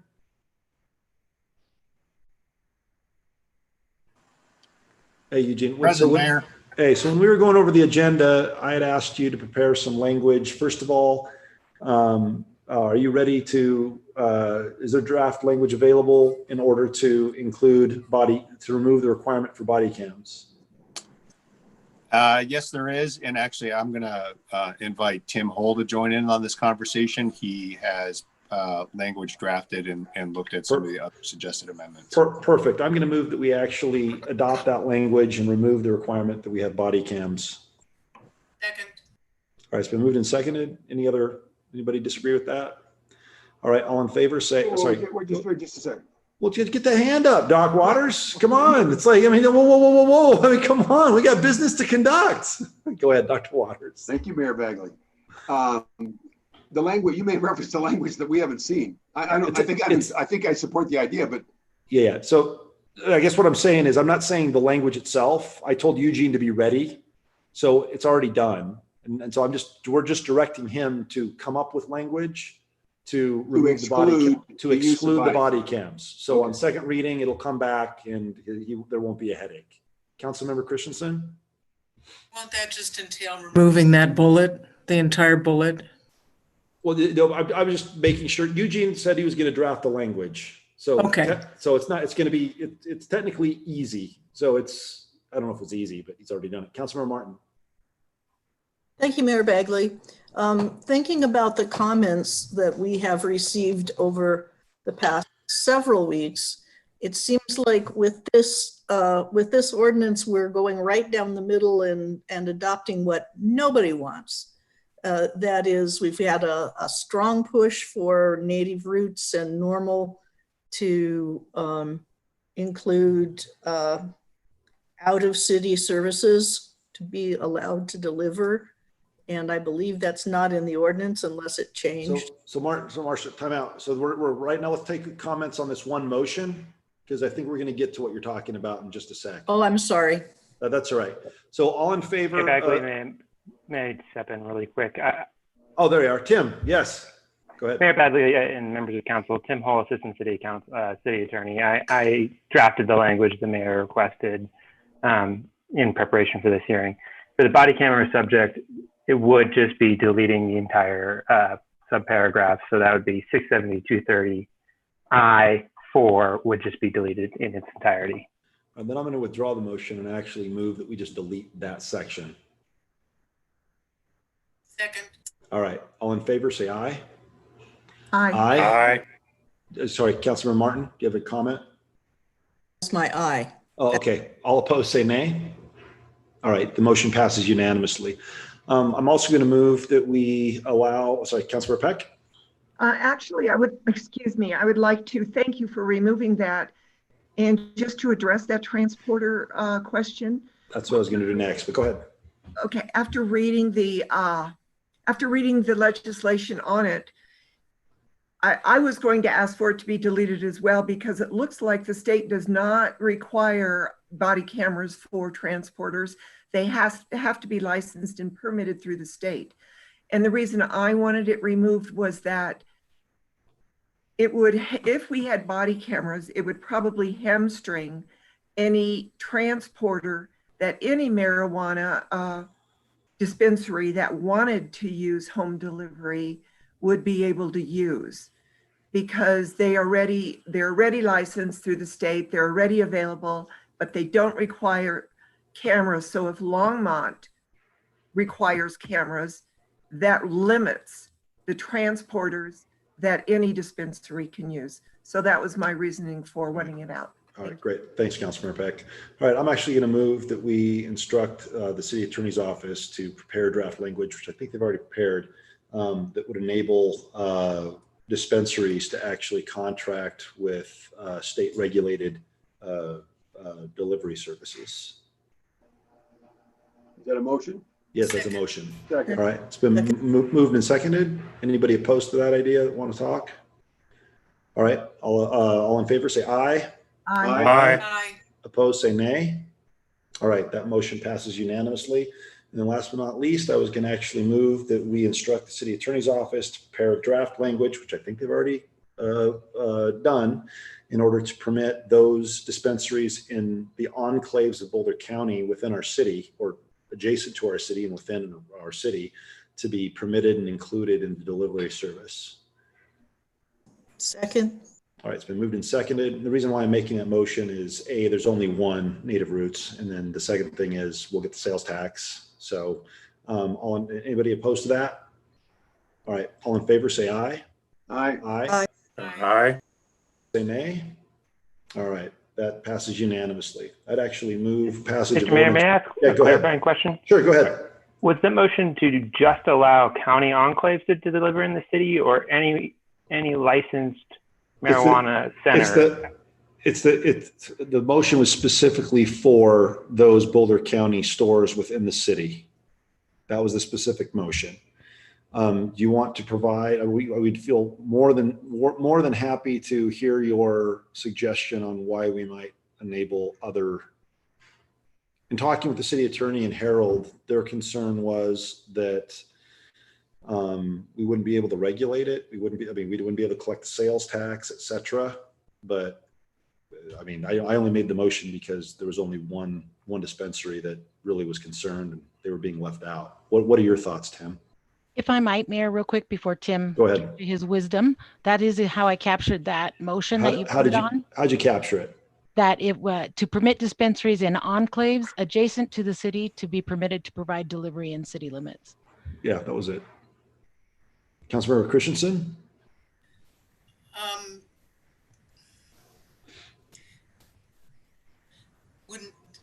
But that means that everyone can deliver, not just the enclaves, correct? No, it was just the enclaves. I was focusing on Native Roots, but if somebody wants to make a motion and expand it, I mean, do we want Denver dispensaries delivering in Longmont? No, I mean, I thought that this motion, period, the ordinance would allow any licensed, anyone licensed within the city, Yeah, Longmont and Boulder County. So basically the little enclaves, the ordinance originally was just for the city. And then Right. Native Roots called and said, well, wait, what about us? We're not in the city, we're in the county, but we're in the enclave. So it was to get them to be able to deliver as well. Yeah, but it doesn't mean that we're not pitting them against each other. They can all deliver. Okay. Yes. Go ahead, Okay. Tim. This issue might need a little bit more research by the city attorney's office. It's not entirely clear whether the statutory authority allows us to pick and choose outside of the jurisdiction. It's clear that we can say either inside of our jurisdiction or not inside of our jurisdiction. Got it. And then in the event that you determine that we cannot limit it and discriminate, I move that we actually include all dispensaries and permit them to deliver inside the city. Second.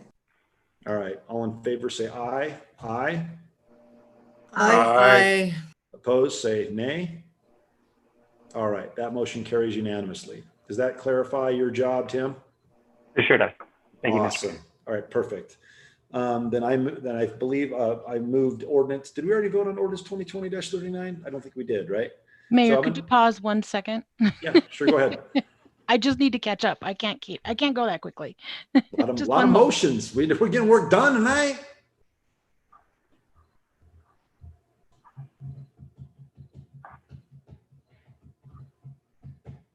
Okay, now if you want to go ahead and do, you're gonna. Whatever we're gonna do. I move ordinance 2020-39. Second. All right. It's I think it was that moved by Councilmember Christensen? Or seconded by Councilmember Christensen? Okay, well, I saw a hand. I don't know who it was, but we'll take Polly. All right, all in favor, say aye. Aye. Aye. Opposed, say nay. All right, great. Okay, now I'm gonna need some help. Let's see here. We pull, the next one was F, right? If we could go to M. Oh yeah, I'm sorry. That's true. Let's do M next because we have a guest. So let's go ahead to resolution 2020-100, a resolution renaming or just naming the swim beach after Fred Wilson. I believe Mayor Lang is here. Hold on one second. Mayor Bagley, council members.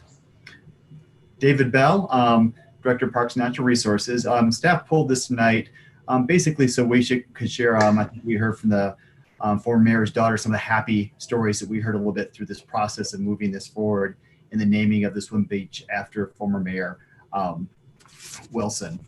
So I never had the pleasure of meeting the mayor, but I did have the opportunity to talk to friends and family and city staff members that shared lots of their stories. So really, instead of me trying to retell those stories, we did ask former Mayor Roger Lang to come on and talk about some of his memories and why he thinks it's important to move this forward. So if we could bring former Mayor Roger Lang on, he can share some of his stories with us. I think he's here. Can you hear me? We sure can. All right.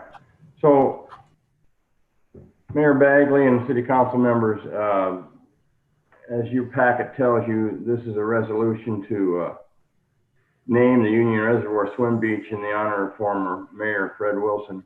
As you heard earlier, his daughter did a pretty good job of describing his passion involved in this, and he spent many, many hours trying to do the right thing for Union Reservoir. And I think his family is very, very eager to see something done in his honor, and this would be something that we thought would be appropriate to present some signage down there that people would recognize that Fred Wilson has done an awful lot to make this happen. And as he said, the Union Reservoir was not the same Union Reservoir when he started this endeavor, and now it's widely popular. And so he's done a great deal, and we're just trying to recognize him somehow. And I'm going to keep this fairly short, but I think you've heard it. Your packet has a lot of information that supports this also. I just wanted to have a side note about Fred, and I don't know how many people know Fred, but he probably appeared to people to be a rather serious person, but he really, inside, he was quite a prankster. And I'll just give you an example, and then we can move on. But when I was sworn in as mayor, Fred and I were on city council together, and he came to me and he said, you know, Roger, you got to understand the transition between being a council member and a mayor is a big step. And you might be struggling with it a little bit if you're just like anybody else. And he said, I've got 2 tips for you. And you got to do both of them if you're going to have the transition really make its full route. And he said, first of all, you got to act like a mayor. I said, well, all right, Fred, that's good information. What's the second one? He said, you got to look like a mayor. And I said, well, that's interesting too. And he said, I might not be able to help you much on how you act like a mayor, but he says, I think I can help you look like a mayor. And with that, he pulled out of his sack and he gave me his hat. And he says, if you can't look or act like a mayor, at least you're going to look like a mayor. And so I wish you the best going forward. And that's a little bit of Fred Wilson that maybe I knew and maybe you didn't know, but I would hope you look favorably on this resolution because he put a lot of work into Union Reservoir, and I would hope this would move forward. So that's basically the story I've got. All right. Nice hat, right, Brian? I need one and a monocle, please. All right. With that, I'd actually like to move Resolution 2020-100. I move that we name the Union Reservoir Swim Beach in honor of former Longmont Mayor Fred Wilson. Second. All right, it's been moved and seconded. Councilmember Christensen. Fred Wilson I didn't know Fred Wilson personally, but we all heard a lot from Fred, and he walked this town, every single block of this town, many, many times. He knew this town one up and down, and he was a really interesting man with many, many different interests, and he's one of my favorite mayors. So when I look around, I see everybody's smiling, and it's nice to have something that we all feel really good about. This is a terrific idea, and I was really touched that Mr. Lang, Mayor Lang, and Fred's daughter, Ms. Valentine, called up. Thanks. All right, let's go ahead and vote. All in favor, say aye. Aye. Aye. Aye. Opposed, say nay. All right. The swim beach in honor of former Mayor Fred Wilson. The resolution is passed. It's done. So enjoy Fred's beach. Thank you. Thank you, Mayor Lang. All right, let's go back up to the top. I believe that we were gonna, somebody pulled F. Polly, was that you? Yep, that was me. Let me see why. Oh, Marcia. that's the middleware. No, Marcia pulled that. All right, Marcia, middleware. Yes, middleware. Middleware. So, I feel like the requirements for the outcome of this project are a little bit thin in that it's hard to tell, except for maybe from one report to the other, what the scope, the actual scope of work really is. I mean, I am for the general concept, and I think that I have respect for the principles of Archithot, and think that they're probably a good candidate. But I sure wish that a little bit more was known about what was going to happen. You know, I feel burned before in terms of asking for IT enhancements, and I bitterly remember being told, well, we don't really do our own software development. And now, you know, here we are contracting for essentially a custom middleware project. So is there any chance, are there more requirements extant for this than what we've been presented with? Because I don't think it's enough to make a judgment about whether this is going, well, first of all, there is no statement of purpose other than you know, general integration of different things that the city has. You know, the requirements could start with a list of where the barriers are. And if the barriers, if enumerating them is the job of the first report, then let's say that. And then we can make another appropriation decision after we've seen the first report and know what the concrete requirements are. But right now it's really hard to know what we're buying for this $175,000. All right. So are you making a motion that we don't approve it, Marcia? No, I am asking the question of the people who have brought this forward. Is more information available to us that we can learn to judge this? I'm not ready to move, you know, to upvote it or downvote it yet. Karen, is that you? Yeah, Mayor Bagley and Councilmember Martin. I'm going to also invite, we have Eliberto Mendoza and also our city manager has been heavily involved in this. So, and they're going to speak more to the technical aspects, but this particular project, so we have been working on this project since it's probably been about 2 years.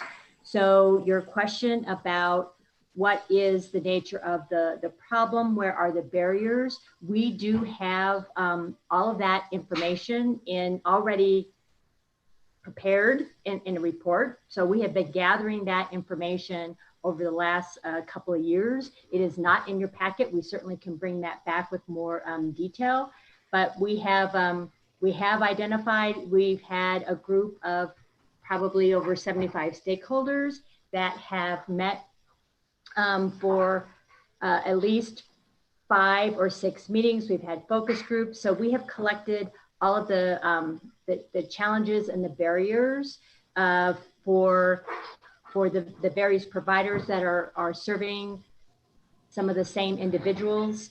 And that has really helped us to identify the next level of this, which is really to develop the software, the middleware software, that will allow for the exchange of information without integrating the databases. And so we do have all of that data captured, and we certainly can bring that back. And then I would invite Eliberto or Harold to talk more about what this particular phase is going to provide, what we're going to get for our 175,000. Thank you, Ms. Roney. That is helpful. I understand that the contractors have been very long suffering in this. So I feel a little regretful about, asking to see the requirements and then bringing it back on first reading again in 2 more weeks. I think this is probably a question for the mayor. If we receive the requirements and we pass this on first reading with the understanding that the requirements would be incorporated into the work statement as an attachment, could we take it as an amended second reading, or do we really have to? This is a resolution. Yeah, so that means it passes now. It's also it's also an agreement. So we either pass it or kick it back. But Eugene? Okay. What you said, Mayor, or we could continue and give us a 2-week block to come back with revisions. I'm going to actually move that well, the thing is, first of all, you need to make a motion one way or another if you want to do something, Marcia. Okay, well, then I move that we continue the resolution. But for what? What do you want to do? If we continue it, that's great, but we all have to agree. Well, on you what we're gonna interrupted do. me before I said it, Mayor Bagley. Well, go ahead. To continue it, to give us the opportunity to read the document that Ms. Roney has referred to and make a determination as to whether it adequately specifies the statement of work, which what we have before us does not. And then have the document that she refers to incorporated into the resolution as an attachment. I guess I would second that. I guess my thing is that we've done that already, but what specific change do we need to make in order to make it qualify? We don't know until we see the document, because this document doesn't really tell us very much. Right, but so Mayor, can I? Sure, go ahead, Karen. Mm-hmm. So what would be helpful is that, because there is a statement of work that's attached to this document. So yeah, I read that one. So not the scope of work, but the statement of work that follows. So okay, so that is not adequate from your perspective. Okay. No. Just clarifying. Right, and so I guess what I'm saying is, Marcia, that we have yet to, if we continue it, we need 4 votes to instruct them to do something. So what I'm saying is by saying the motion, to read it back, to restate it, is the motion is to continue it in order to make a determination whether it's adequate. But if you feel it's inadequate, what can they do to make it adequate? Well, Karen suggested that there is a much more detailed document already in existence that addresses the things that I was asking for, which is specific enumerations of the applications that need to communicate and specific,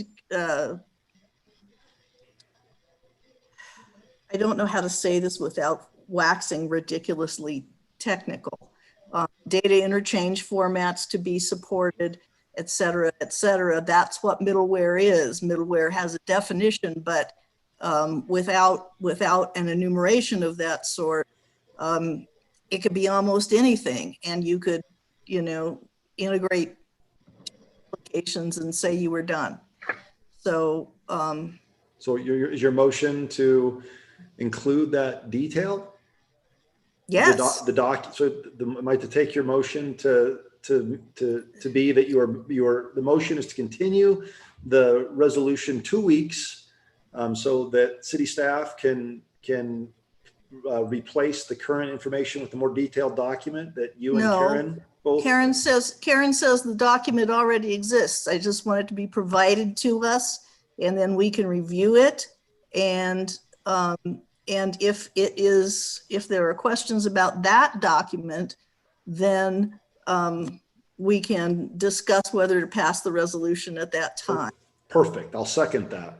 All right. Tim, Dr. Waters, you had your hand up first. Well, I was just curious there in the background, we see that this project has been submitted twice for funding, once to NSF. Is it likely that there are tasks in that proposal that are responsive to the concerns that Councilmember Martin has raised, that maybe just could be attached? I don't think you're going to get a proposal even reviewed by NSF without the kind of detail that she's asking for. Okay. So even if you attach the core of the NSF proposal, cut out all the other extraneous stuff that you would have to submit, that might suffice. But I do have a kind of a related question, and I asked this of Harold earlier today, and since it was pulled up, I wouldn't have pulled it for this, but just in terms of the scope, we're talking about prototyping here, and I'm going to assume that the prototype represents a 5 to 10% of that investment of $175,000, probably 5 to 10% of the total cost of development. And that if we have proof of concept as a result of prototyping, then we would do one of two things. We'd either see a proposal to invest, for us to invest, with I hope the intent that we would license use of this to other municipalities to recover some of our development costs. Or we would then have an opportunity to invite other municipalities that were part of the proposal to invest with us to develop the midware that multiple municipalities in Boulder County could use. Are those intentions part of this? Yeah, so I'll jump in. Yes, the intention is to fully integrate the multiple systems that we have within the city, the county, and then eventually the statewide structure. And so part of what I was going to ask Councilmember Martin is we also have a diagram in terms of the different systems that it needs to connect. And I want to briefly kind of talk about what's happening. The problem is that we do not have a system that connects our social service systems to our public safety systems, to our utility billing systems. And so what we rely on is human intelligence, many cases that doesn't catch things until we're weeks, if not months down the road with an individual.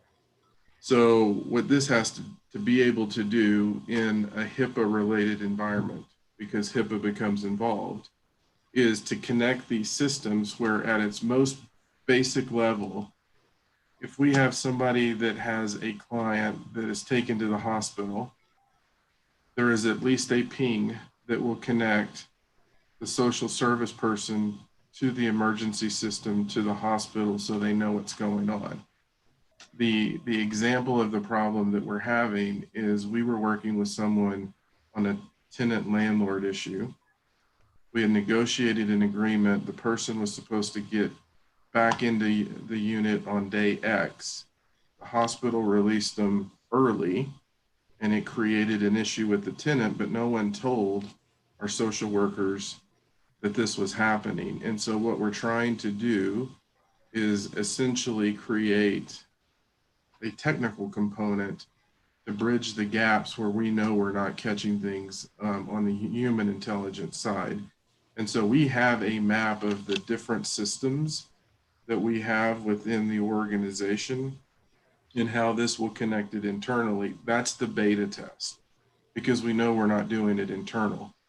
We then want to go to the hospitals and the other social service agencies within the community so that they can see then proof of concept, so we can start integrating, and we're working more closely to ensure the health of the individuals in our community. When you see the National Science Foundation application, this even goes beyond that to say people can opt into it. So I can opt into it if my mom lived in this community. So now not only are the agencies communicating with each other, they're also communicating with the caregivers of those individuals. And so they're made aware of these issues. So we have a diagram that lays all of that out if that's what you're looking for in the technical basis. Well, that's one component of a requirement specification. That's a context diagram. Right. And yeah, that would be very helpful. There are, I mean, the arc between each system has a lot of different interfaces on it because there are data interfaces, there are event interfaces, and some of them have standard specifications and some of them don't. I am expecting, although I haven't looked at this particular problem for something like a decade.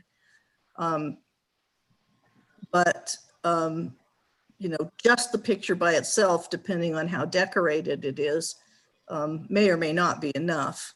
But I think Mayor Bagley suggested that the technical specification of the NSF application would be a good addition, and then whatever the stakeholder comments that Karen has put together would be a good addition. It may be more than any of us wants to read, but we should at least have a shot at it, especially if this is 10% of what the city intends to engage in over the next several years. All right, I'm going to call on Councilmember Peck. Just a quick reminder, it's 9:45 and we have a lot to go through still. So Councilmember Peck? You know, I'm very confused as to why we're doing this. Our job really is just to make policy, and it sounds like we're trying to micromanage staff. From what I've heard from Karen and Harold, they've got this under control and will be bringing it back to us. So, Sorry, Joan, go ahead. So I would like to move this without the amendments of the request that have been made. There's a motion already. I agree. I got it. So yeah, there's a motion on the table right now to continue it 2 weeks to allow Karen and staff in order to bring it back and allow Councilor Martin and others who so wish to review the information. Councilor Martin. I would just like to say that I don't think this is in any wise micromanaging the staff. Every other expenditure that the council is asked to approve comes with the justification for why it should be made. And, you know, in the case of something that you can buy off the shelf, that expenditure is pretty easy to justify. But when you're talking about a project that, as far as we have seen here, is very open-ended, I think we need a little more boundaries than that, or we don't know what we're spending our money on. All right, with that, let's go ahead and vote on this. Come back in 2 weeks is the motion with this issue. All right, all in favor, say aye. Aye. Aye. Aye. Opposed, say nay. Nay. Nay. All right, raise your hand if you were nays. All right, the motion passes 4-3 with Councilmember Hidalgo Faring, Councilmember Peck, and Councilmember Christensen against. And the four of us for, so we'll see it in 2 weeks. All right, let's go ahead. And who pulled G? Somebody pulled G? Councilmember Christensen.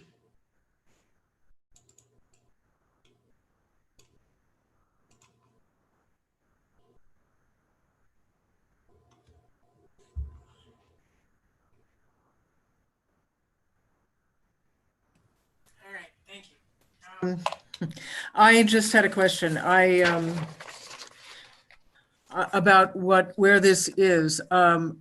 My live meeting doesn't work very well, and I was able to look at the map a few days ago, and now I cannot find it. But anyway, I do have a pretty good visual memory. So I'm wondering if it is the little blue triangle to the south of the river, if it's just that section of the river set. It's not the whole river set. It's just that little section that we need access to. Is that correct? Councilmember Christensen and Mayor Bagley, I'm looking at the vicinity map that's attached to your packet. Yeah. The parcel of land is immediately north of Boston Avenue, and it is a total of 19,000 square feet. So Yeah. to answer your question, no, it is not the entire Riverset area, Okay. but rather just that small blue triangle. Okay. Thank you. That's all I wanted to know. Yes. Oh, I was turned around about. Yeah. Okay. Thank you very much, Dale. Thanks. I would move Resolution 2020-94. Second. Seeing no further debate, raise your hand and cut me off if I say that and you really, really want to say something. All right. We have a motion on the floor by Councilmember Christensen. I second it. Resolution 2020-94. All in favor, say aye. Aye. Aye. Opposed, say nay. All right. Resolution 2020-94 passes unanimously. Polly, did you also pull H? Okay. Nobody pulled H. All right. Did somebody pull I? No. H was pulled. H was, yes, Yeah, Mayor, H was who pulled. pulled it? Who pulled it? I thought staff was going to do a presentation. All right, No, I'm going to go ahead. That's all right. I move resolution 2020-95. Second. All right. All in favor, say aye. Aye. Aye. Opposed, say nay. All right. Resolution 2020-95 passes unanimously. I was not on the list, correct? J was not on the list. K, someone pulled K. Who pulled K? Councilmember Christensen? Oh. Okay. I'm in favor of electric vehicles, of course, because everyone knows that this is what we're going to have in the future. We had electric vehicles in 1910, in fact, but we got rid of them. So let's bring them back. I do have a problem. I have two problems. If we pass this without any amendment, we've just spent a great deal of time converting a lot of our fleet to the powered by POO or powered by you system, which I think is a very good use of otherwise wasted gas. I don't want that to be interfered with. And the second problem I have is that I have a problem with subsidizing the infrastructure for electric vehicles. Why are these charging stations not being created by private enterprise? The infrastructure for gas vehicles was entirely created by the oil and gas companies. And I would rather see us put the money into subsidizing electric vehicle stations into helping more people actually get electric vehicles, because right now they're very unaffordable. So what we're doing essentially is subsidizing upper middle class people with taxpayer money. And what we need is to get more people to be able to buy an electric vehicle so that the price will come down as we get more and more people into it. You know, that's just how capitalism works. So I do have a problem with that. I would pass this anyway, but I'm just stating my opinion that I don't think that the cities should be providing the infrastructure for electric vehicles. I think we should be providing subsidies to increase the number of electric vehicles available that people are able to buy. All right, do you want to make a motion? Actually, Councilmember Martin. If Polly wants to make her motion first, we can discuss it under the auspices of the motion. I don't care which. I'm going to actually move resolution 2020-98. Somebody want to second it? We're not going to second the resolution. All right, Councilmember Christensen seconded the resolution. Councilmember Martin. Okay, so two things. The first thing is that I have gone through a fairly extensive dialogue with the sustainability staff and the fleet staff, and there is they have the intention of doing I can't remember what this motion calls it right now, but anyway, the plan that is called for being developed in the resolution, they have plans for doing that right after budget.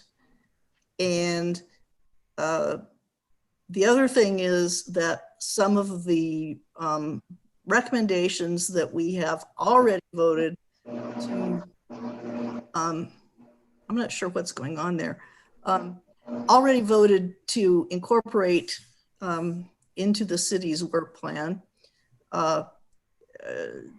does involve things to help people get electric vehicles, such as group buy programs of either used or down level model year vehicles that are not used, but that are not the current year.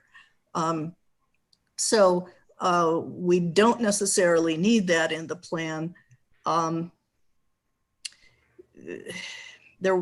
We were displacing horses when we did the oil and gas infrastructure, so it was pretty easy to do it slowly. We're looking at a much faster replacement, and that's part of the reason why we need to subsidize the infrastructure, which is what the governor's study from 2 years ago concluded. So the only reason this motion is before us now is because it's Drive Electric Week. And the staff was unanimous in saying, we're not ready to do this. Just one of the problems that they brought up was that while we are happy to commit to not buying any more internal combustion engine cars, we are not sure that we can commit to retiring them on a schedule. And that's kind of an important point. So I don't think we should pass a policy that says you have to retire them on a schedule when we're as precarious a position as we are now. So my motion would be that we reconsider this resolution or amendments to this resolution on the timing of the fleet and sustainability staff, which is probably 4 to 6 weeks, because it doesn't have to be done because it's Drive Electric Week. So do you have a problem with the resolution though? Well, I don't know, because I didn't have time to compare what the staff's rather lengthy comments with this resolution, which just came in and isn't the one that we got from SRL recently. Or maybe this is the one from SRL recently. But we did get a new one today. Dale, are you clear that up? Hold on, time out. Let's go with Councilmember Peck, then we're going to go with Dale, then we're going to go with Harold. Councilmember Peck? Thank you, Mayor Bagley. This resolution is basically to get grant funding. It is not to make any kind of a resolution about what we are going to do with EV Week, or it's just to join. It's an IGA to get grant funding for these charging stations. And I will vote for that. All right. Dale? Mayor Bagley and Council, I believe Councilmember Peck has that correct. The item before you tonight is really to accept a grant that we have been awarded by the Regional Air Quality Council to install a single additional charging station. What I believe Councilmember Martin is referring to is the equitable carbon-free transportation map that we intend to bring forward to the council for your discussion and consideration. It'll probably be after the election now, either late October or in November. And that is the item that tied to one of your callers that called in this evening from Sustainable Resilient Longmont, encouraging us to sign on to be an EV city. So those are two different issues though. I think tonight is this particular item is simply to accept a grant for a single charging station. Okay, Okay, I was confused because we did have the speakers about GoEV, and then we also got an alternative GoEV resolution emailed to the council today. So yeah, I am being muddled. I withdraw my motion. I'll let somebody else move to. All right, there's a current motion on the floor to pass resolution 2020-98. I made it. It was seconded by Councilmember Christensen. Seeing no further debate or discussion, all in favor say aye. Aye. Aye. Opposed say nay. All right, the motion passes unanimously. Did someone pull L? No, right? All right, did somebody pull N? Bright Eyes? No, right? And then O, the approve amendment to Boulder Air Contract Addendum. Councilmember Peck. Thank you. I just pulled this actually for some clarification, and I talked to Dale earlier this morning, so he knows some of the questions I'm going to ask. We had asked by majority to have the paragraph that basically stated that Boulder Air had to give staff 7 days notice before any presentation, et cetera, et cetera. And it's been replaced with the two sentences that are in our packet and in the resolution, stating that staff would like 48 hours before a presentation is made. So I and a few of the residents had contacted me that they didn't understand what this meant. So I have some questions for Dale, if you can clarify this for us and as well as for the public. When we ask Boulder Air to give us 48 hours before a presentation is made, tell us why staff wants that. Thank you, Councilmember Peck and Mayor Bagley. So briefly, what you have in front of you tonight is an amendment to the amendment of the contract, and it's shown on the first attachment. And it's striking out the entire portion of that task 3 that dealt with the city review and potential denial of Dr. Helmig being able to make a presentation, and is instead changing that to simply say, provide the city with written notice of publications and or public presentations, wherein the city's data will be analyzed or interpreted at least 48 hours prior to the release of the information or at the earliest possible time. And so that is really in there in order for us to be alerted to a presentation so that we can alert the council and the broad community that a presentation is going to be made with the city's information. Council, you may want to listen to the presentation. It's really just a heads up. It's happening, and so that there's no surprise, so that a constituent doesn't call you and say, well, what was that about? Or, the press usually gets involved. And so we really just didn't want to be caught sort of flat footed. And so again, it's looking for the 48 hours or however much time he can provide us. If it's less than that, it's less than that. But that's what we were wanting to accomplish. So Dale, thank you for that explanation. But when you say to analyze the data, let me see if I can frame this the way I'm thinking about it, which is, it is not to deny, regardless of what the data says, it is not to deny Boulder Air giving the presentation. Correct. Councilmember Peck. To withhold data from the public. Correct, Councilmember Peck. The staff is neither denying nor are we analyzing. We're simply wanting to have notice that a presentation is going to be made. We do not intend to analyze it. We don't intend to proof it. It really is simply Dr. Helmig sends us an email saying, I have a presentation coming up on Thursday and wanted to let you know. So here's your heads up. We would then subsequently take that, inform the council and the community to the extent that we can, because we think it's important information that needs to be shared as broadly as we can. But the staff is doing no analyzing. We're simply asking that we be notified that it's happening. So no action of the staff, no action of the council. Okay. Prior to the presentations being made. So in this notification from Boulder Air, you do not even need the interpretation of the data. Correct. From Dr. Helmig. Correct. That we're not asking for that.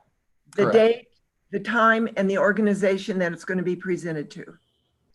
As much information as he can share, right, to say time and location, so that we can again let the council know, let the community know. Okay, thank you very much. And with that, I move O. I'll second that. Seeing no further discussion. All right, Councilor Martin, go ahead. I'd like clarification as to whether Councilmember Peck saying the date, the time, and who we're giving the presentation to is intended to be the whole of what Dr. Helmig has to notify about, because it seems to me that the original intention, which just had a promise that we weren't going to stop it, was so that the city staff would have a chance to understand the policy framing that was intended, because that the city should have a say about. So, before, hold on one second. I'm not going to call anybody as a point of order, but we have a motion on the floor. The motion is to approve the amendment to Boulder Air contract addendum. Everything else in law we call dicta, meaning it's all opinion. There's an approved amendment. There's an amendment in our packet, and there's currently a motion to approve that amendment. There have been no changes suggested, no motions to alter it. It's as if the consent agenda is going to pass. I believe we had some questions. They were concerns. They were addressed. The discussion that we could have right now is not going to matter. Thank you, Mayor Bagley. That was the question I wanted clarified. Okay, so there's a motion and a second. So all in favor, say aye. Aye. Opposed, say nay. All right, that passes unanimously. Now, I'm not sure, but just to cover Eugene, I move all the consent agenda, catch all. If we miss something, it's all passed, A through P. Do you have a second? Mayor, you're good. You've got them all. Okay, all right, good. Okay, Thank we got you. them all. Thanks, Don, doing your job. All right, so dare I ask, moving on to item 12, Jim, please tell me you decided to just bail and now you're, there he is. How long is this going to be? Mayor, I think this could be done in a half hour or less. Great, then let's go ahead and take just a brief break, hit the restroom, grab a Coke, and let's come back and let's see how good we're all. Let's hope that you're as good as you say you are, Jim. Well, it's Teresa, so I'm putting the pressure on her. Okay, good. All right, so we'll be back in 4 minutes. All right.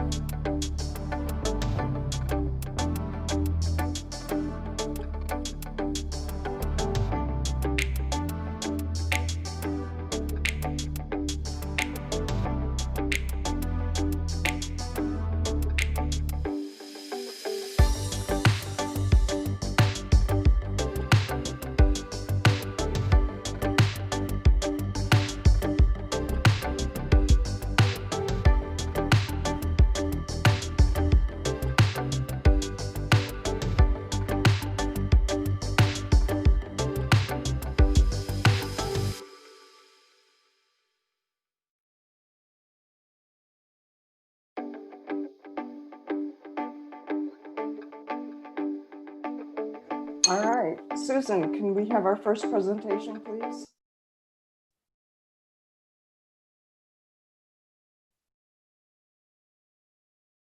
And next slide. Okay, Mayor and City Council, Teresa Malloy, Budget Manager. So these are the topics we're going to cover for you this evening. Jeff Friesner will be joining us for that second topic. Next slide, please. Each year, as part of our budget process, staff reviews and updates our financial policies. In your council packet, it was attachment L, and that is the complete policies and all of the revisions that we are proposing. We do have a few of them that we want to bring to your attention this evening that go beyond really just minor clarification. Next slide, please, Susan. The first one, new policy, is a policy around affordable housing. So this policy essentially lays out the different types of revenue that will be put into the Affordable Housing Fund for affordable housing purposes, including the transfers from the general fund and the marijuana tax fund. It also talks about the city accepting cash, land, and property donations for affordable housing. Next slide, please. Two more new policies, the one around the special marijuana sales tax, which will essentially say that half of that will go to the Affordable Housing Fund, and the other half will be allocated as council directs during the annual budget process. The final new policy we wanted to add is reserve policy for the Open Space Fund.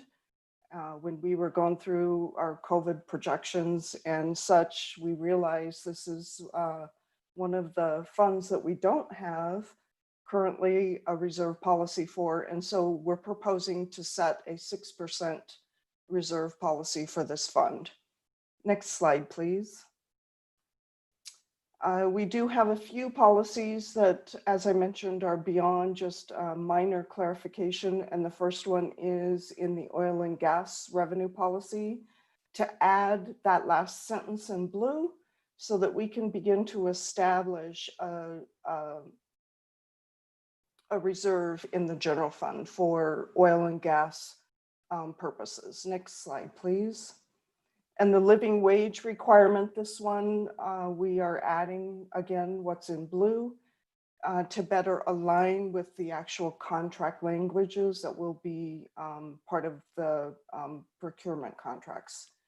Next slide, please. And the investment vehicle, adding, again, that section in blue, that one of the vehicles that the city can invest in is general or revenue municipal bonds. Next slide, please. And finally, the last one to bring to your attention is the electric utility reserve. The policy itself is not changing, just a note on the implementation statement that the projections for 2021 are that that electric utility will not meet this minimum reserve requirement due to the broadband build out that will be paid back by the by the broadband utility to the electric utility over a 4 to 5 year period, as well as the advanced metering CIP project. Also wanted to note that it is staff's intention, LPC staff's intention to review this policy and look at best practices, and likely we'll be updating this policy during our budget process for 2022. So those are the policies I wanted to bring to your attention. Certainly, if you guys have any questions on any of the policies that were in attachment L, we'd be happy to answer those. Jeff Friesner is going to be up next, unless you have any questions on policies for me. Nope, let's go ahead, Jeff. All right. Thank you, Mayor, members of council. Jeff Friesner, Recreation and Golf Manager. here to talk a little bit about the proposed reductions for recreation. If Susan, if you could put up presentation number 2, please.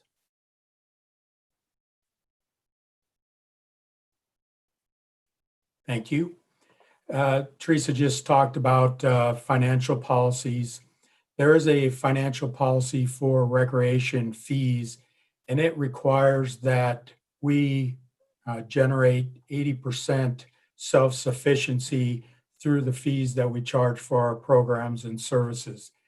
That policy excludes capital items over $5,000. So if we buy a treadmill that costs $4,900, for example, we do have to cost recover it. If it costs $5,000, we don't.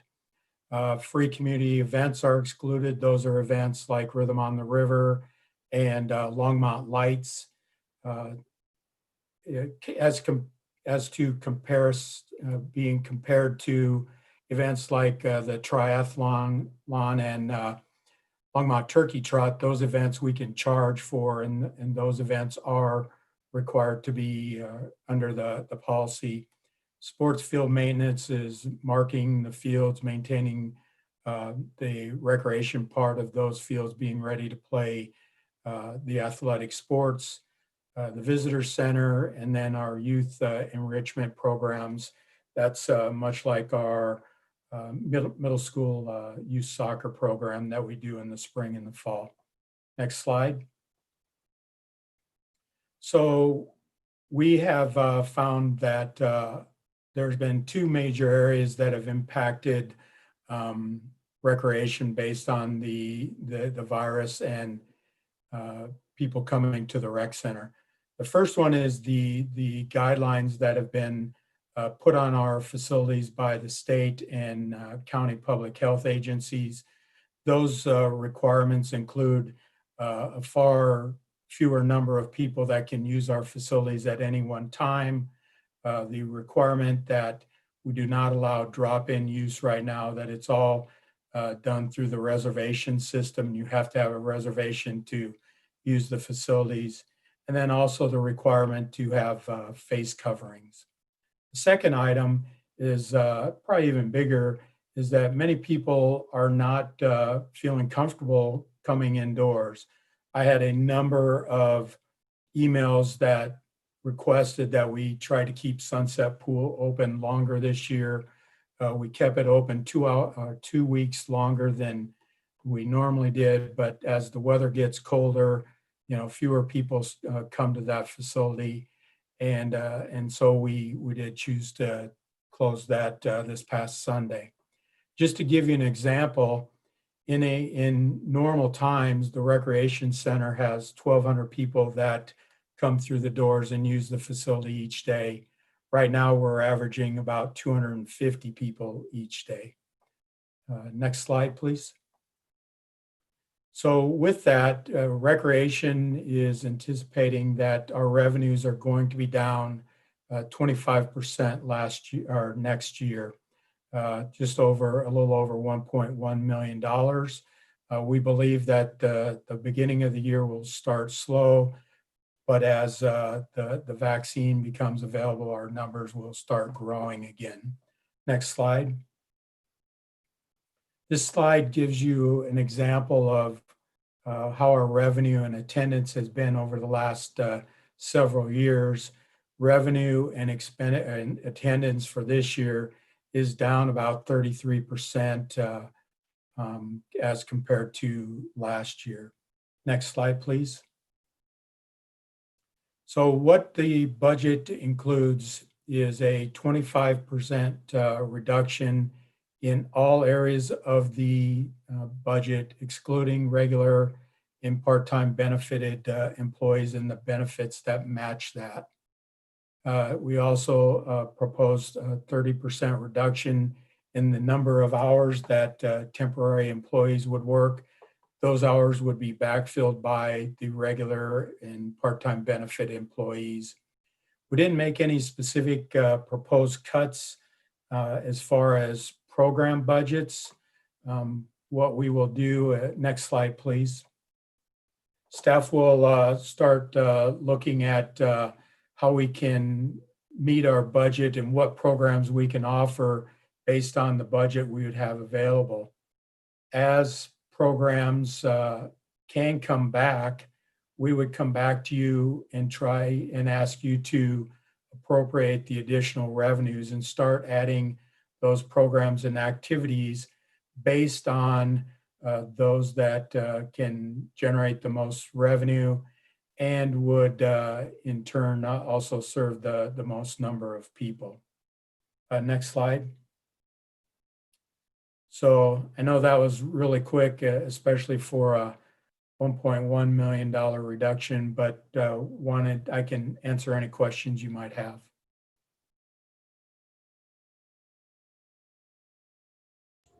All right, we're good. Let's keep going. Thank you, Jeff.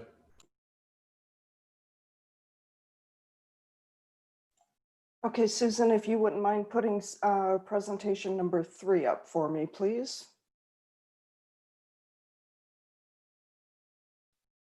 So in our general fund, we have almost $3 million of one-time funding. Of that, there is $186,810 that is funded through the tree mitigation reserve. Those are for the EAB expenses. And we also have $63,000 of one-time expenses that's offset by one-time revenue. So that is $60,000 for oil and gas and $3,000 from Boulder County, which is half of the cost of that armored vehicle windshield replacement. And all of our one-time general fund one-time can be found in attachment M, and we categorize them by the categories that you see on the screen here. So our net one-time expenses in the general fund is $1,040,000. Next slide, please. And in the public safety fund, we have a total of $775,000 of one-time. Again, we categorize them in the same categories as you see on the screen. And the attachment in that was included in your packet is the complete list of all one-time expenses in the public safety fund. Next slide, please. One of our financial policies that I didn't cover with you this evening, but it is in the packet, in our financial policy packet, is the incremental development funding. And there is 756 building permits for new dwelling units in our proposed budget. Our financial policy states that anything above a base of 200 new dwelling units is considered incremental development revenue. And so that total amount of incremental development revenue in our proposed budget is $861,098. And that comes from essentially 2 revenue sources: building permits and plan review revenue. Next slide, please. And this slide shows you what is covered under those incremental development revenue. It is all ongoing expenses at this point. No one-time items are being used, are being covered by incremental development revenue. And it is important to note that since they are ongoing expenses, they are subject to reduction at the point that our incremental development revenue will drop off. Otherwise, we would have to find another revenue source to cover them. I know Joni is here this evening. If you have any questions on any of the incremental development revenue items, or in any question on any one time, we also have other staff here that can help answer questions should you have them on any other one-time items. All right, let's keep going. Okay, so the last topic that we have for you this evening then is our public hearing. So Susan, next slide. The announcement was advertised in the Times Call per our city charter. And this is the evening for our first public hearing on our budget. We're going to go ahead and listen to Dr. Waters. Sorry, it's late. And I'm looking at the computer. My eyes are watering. Dr. Waters. Well, I should have had my hand up when That's all right. Teresa asked if we had any questions about one-time expenditure. And Teresa, I don't have questions about what's listed. I do have a question. I don't think we're not finished seeing all the proposals, or are we? Finishing all of what? I'm sorry. All the budget proposals for 2021? We do still have one more presentation next week for you. Yeah. So, whatever we would see next week, with this list, we will have spent all of our one-time money, one-time funding in 2021. So this list is all of the items that are one-time in nature in the general fund and the public safety fund. So let me change the question just a little bit. If we saw proposals next week where we said we'd like to see more funding for X or Y as a one-time fund, those dollars are all spent or allocated. I got you. So I think as Jim had mentioned previously, we do still have potentially some property tax that could be used from a one-time perspective. Okay. Mayor Bagley, if I could jump in here as well. Go ahead. Also, the amount of dollars that we recommended go into the stability reserve, you could direct us to lower that and use part of that for one-time expenses. Interesting you say that, Jim, because I made that note whether or not that's even an option. But I appreciate you offering that up as at least something not just as something to think about or as an alternative. So thanks. You answered my question and I'm satisfied. Thank you. All right, let's keep going. Let's go ahead and take a 2-minute break and open it up for a public hearing, and we'll come right back.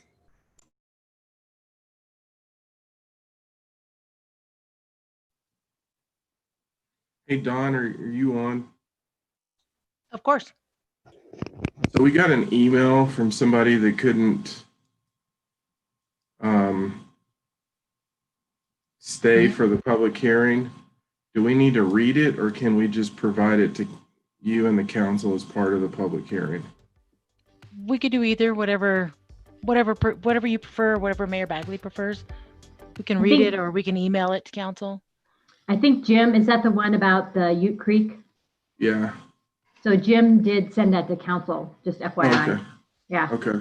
Yeah, that's good. We're not going to start reading things into the record, because if people want to attend the public hearing, they can wait and attend the public hearing. But I don't want to start the precedent of having, nor did I want to start the precedent of having people short circuit the final public invited to be heard by starting to call in during our public hearing. So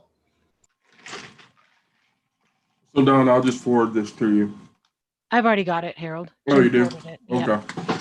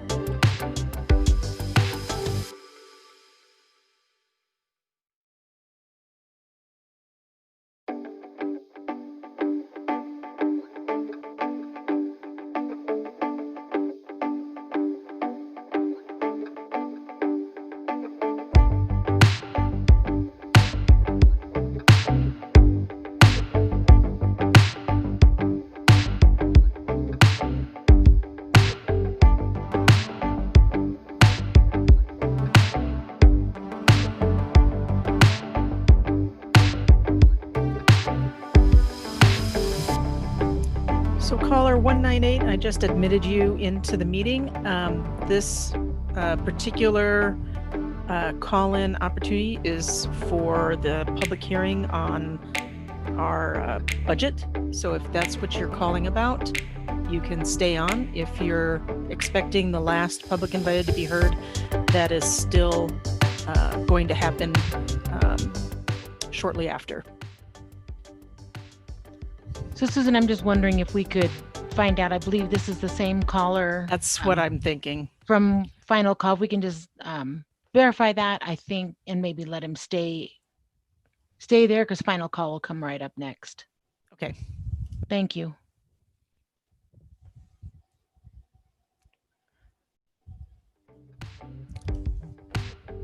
All right, how many people how many people Mayor, are in the queue? We have just one. I was just checking on this guest to see if they're calling for the hearing on the budget or calling in for the final public invited to be heard portion. Well, let's go ahead and that's fine. Well, let's go ahead and get all the council back. And then if somebody calls in by the time this gentleman is done talking, we will wrap it up. But he can stay on for just a few minutes because even if he's not calling in for the budget, we're close to the final call public invited to be heard. So very good. All right. We're just waiting on Dr. Waters, then we'll go.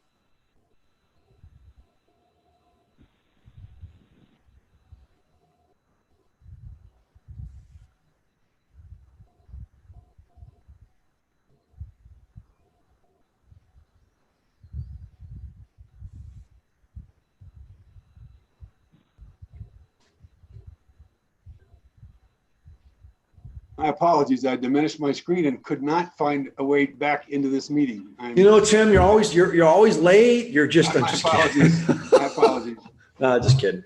All right, so let's go ahead and open the public hearing on the 2021 budget. We have one person. If you'd like to go ahead and state your name and number name and address for the record, you've got 3 minutes. Yeah, this is Scott Cunningham. I apologize. I'm actually for the public hearing at the end. Okay, then we'll go ahead then and just hold on tight for just a second. That's the only caller we have, Mayor. All right, then we're going to go ahead and close the public invited to be heard. And Jim, if you don't have anything else, we want to thank you and your staff for a wonderful job as always. Thank you.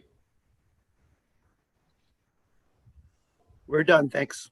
All right, perfect. All right, let's move on to final call public invited to be heard. The gentleman on the line, you've got 3 minutes. Go ahead.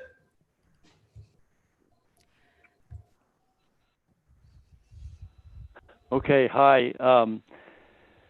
My name is Scott Cunningham. My address is 3771 South Narcissus Way, Denver, 80237.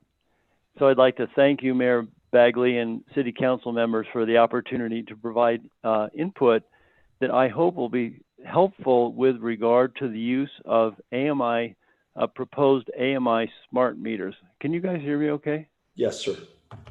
Okay, thanks. My comments concern Longmont's stated desire to develop a state-of-the-art, sustainable and renewable energy grid to meet the ongoing energy requirements of the members of your community. I urge the council to be extremely cautious in recommending deployment of the advanced metering infrastructure wireless smart meters, also known as AMI smart meters, for several reasons. First, the wireless AMI smart meters are currently felt by leaders of the sustainable energy field to be much less effective in reflecting minute-to-minute, much less second-to-second fluctuations in energy supply and demand compared with the newer wired smart meters, which are inherently orders of magnitude more responsive. In addition, these wireless AMI smart meters are actually guaranteed to require costly ongoing maintenance and replacement eventually as compared with the wired smart meters. My last comments concern the demonstrated risk of these wireless smart meters actually catching fire, which you've seen in multiple municipalities across our nation over the past several years. And again, I would suggest extreme caution, certainly studying this further, but at minimum, requiring the supplier to provide proof of insurance against fires caused by these devices and or certificates of safety. Certainly, the city does not relish the thought of being liable for fire damages brought about what many authorities would say is inferior and even inherently unsafe equipment. Thank you very much. All right, thank you, sir. See, I'm assuming nobody else is in the queue. That is correct, Mayor. All right, great. Then let's go on to mayor and council comments. Councilmember Christensen.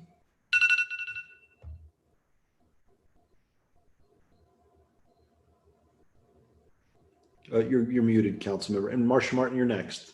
So I want you to get all like pumped out on that arm.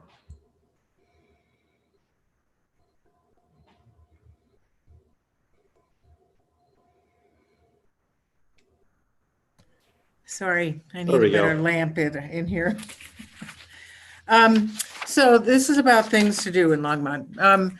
This weekend or last weekend on either Friday or Saturday, I went over to the museum, which was helping Tony Ortega paint 5 murals that are going to be installed. And Tony Ortega is a wonderful artist. You cannot look at his work and not feel delighted by life. It's even when it's a sad subject, they're beautiful. He's done paintings and murals and children's book illustrations and many things. He's one of Colorado's best artists. So I painted some blue bones, which are going to be overpainted. This was just an underpainting.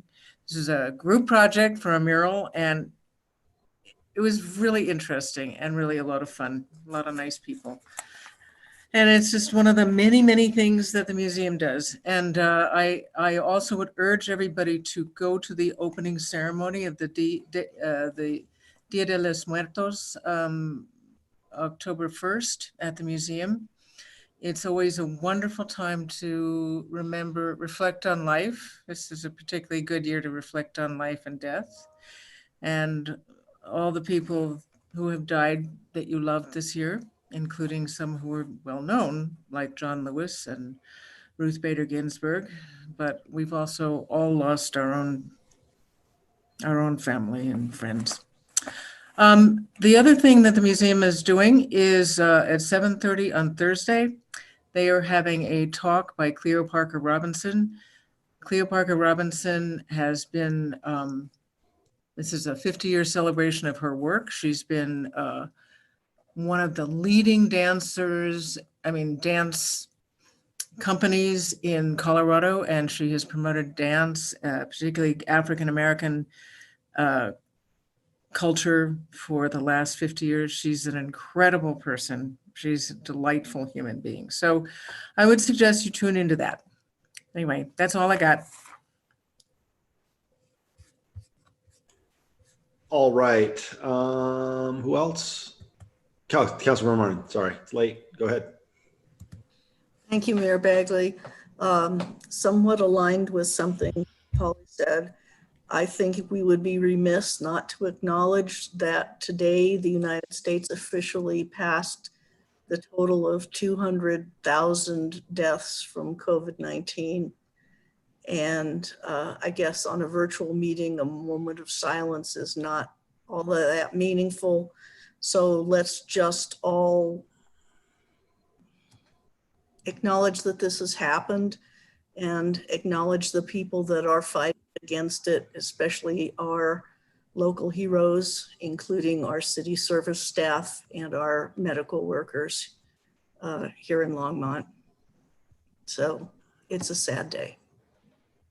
All right.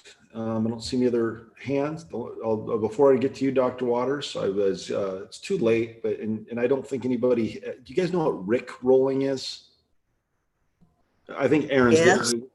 Anyway, I was going to Rick roll you guys tonight because Rick Aston died today. So I was going to like throw it up in the middle of the meeting, but I figured that most of you guys would be like, what are you doing? So anyway, Aaron, it would have been funny to you. And maybe you It would have been funny. All right. But anyway, all right. Anybody else? Dr. Waters, let's give you the last word. Thanks. So with apologies to council members, my last comments are going to be a little sharper and pointed than the council member Martin's very thoughtful reflection on the number of Americans who we've lost due to this pandemic. But I do want to start my comments by asking, is Sandy Cedar still on the call? Hi, Councilmember Waters, I sure am. Sandy, you shared an email with us this last week reporting to us a recommendation from Boulder County, the Boulder County Democratic Party, relative to the ballot question that will be on the ballot, 3D, to change or amend the Longmont City Charter. And I'm just curious because what I saw was the Boulder County Democrats encouraging people to vote against our local charter, proposed charter amendment change. Is that correct? Yes, that's true. That is what they publicized in an e-newsletter last week. And did you receive any inquiries from them about our thinking, the rationale, or an invitation to make any kind of presentation to anybody? I did not receive any questions or opportunities to speak, and I did check in with our presentation team, and neither did they. So a position they took without any input from us, other than what they've heard or read in the paper or heard from other Boulder County Democrats. Is that fair? I would say that's a fair assessment. So I want to say to Boulder County Democrats that your arrogance and disrespect of Longmont and its elected officials is insulting, at least to this council member. Boulder County Democrats clearly believe, based on what I read, that Longmont City Council members and the city manager are not smart enough to design public-private partnerships that serve the interests of Longmont residents, taxpayers, and investors. I guess Longmont residents, based on the thinking of Longmont or Boulder County Democrats, not Longmont Democrats, should be grateful that Boulder County Democrats want to save us from ourselves. Boulder County Democrats, non-elected officials or non-elected folks that they are, and unaccountable to Longmont voters, obviously believe their fear that council members lack the intelligence and responsibility to negotiate agreements with investors that do not award unnecessary subsidies to developers while undervaluing City of Longmont owned property are compelling reasons for partisan opposition to a nonpartisan ballot question to change the city charter. Boulder County Democrats apparently also believe ballot questions voted down by Longmont voters in one election cycle should not again appear on a subsequent ballot. If this thinking was sound, Nextlight would not exist since it was not supported by the voters of Longmont when initially placed on a ballot. And applying the Boulder County Democrats' rationale for voting no on the charter change, they would recommend that Longmont's voters vote against the development of what is now acknowledged as one of Longmont's great assets and the envy of municipalities virtually everywhere, including the city of Boulder.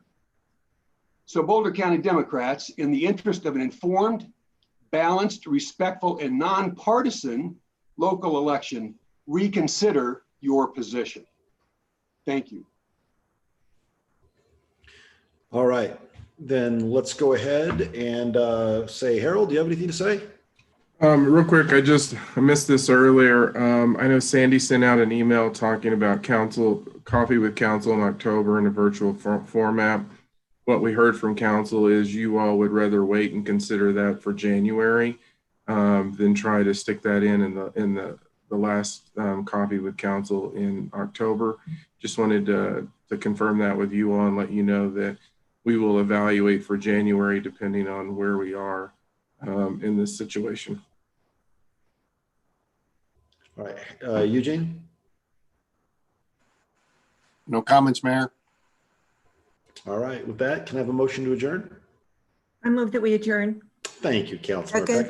Peck. I was going to second it.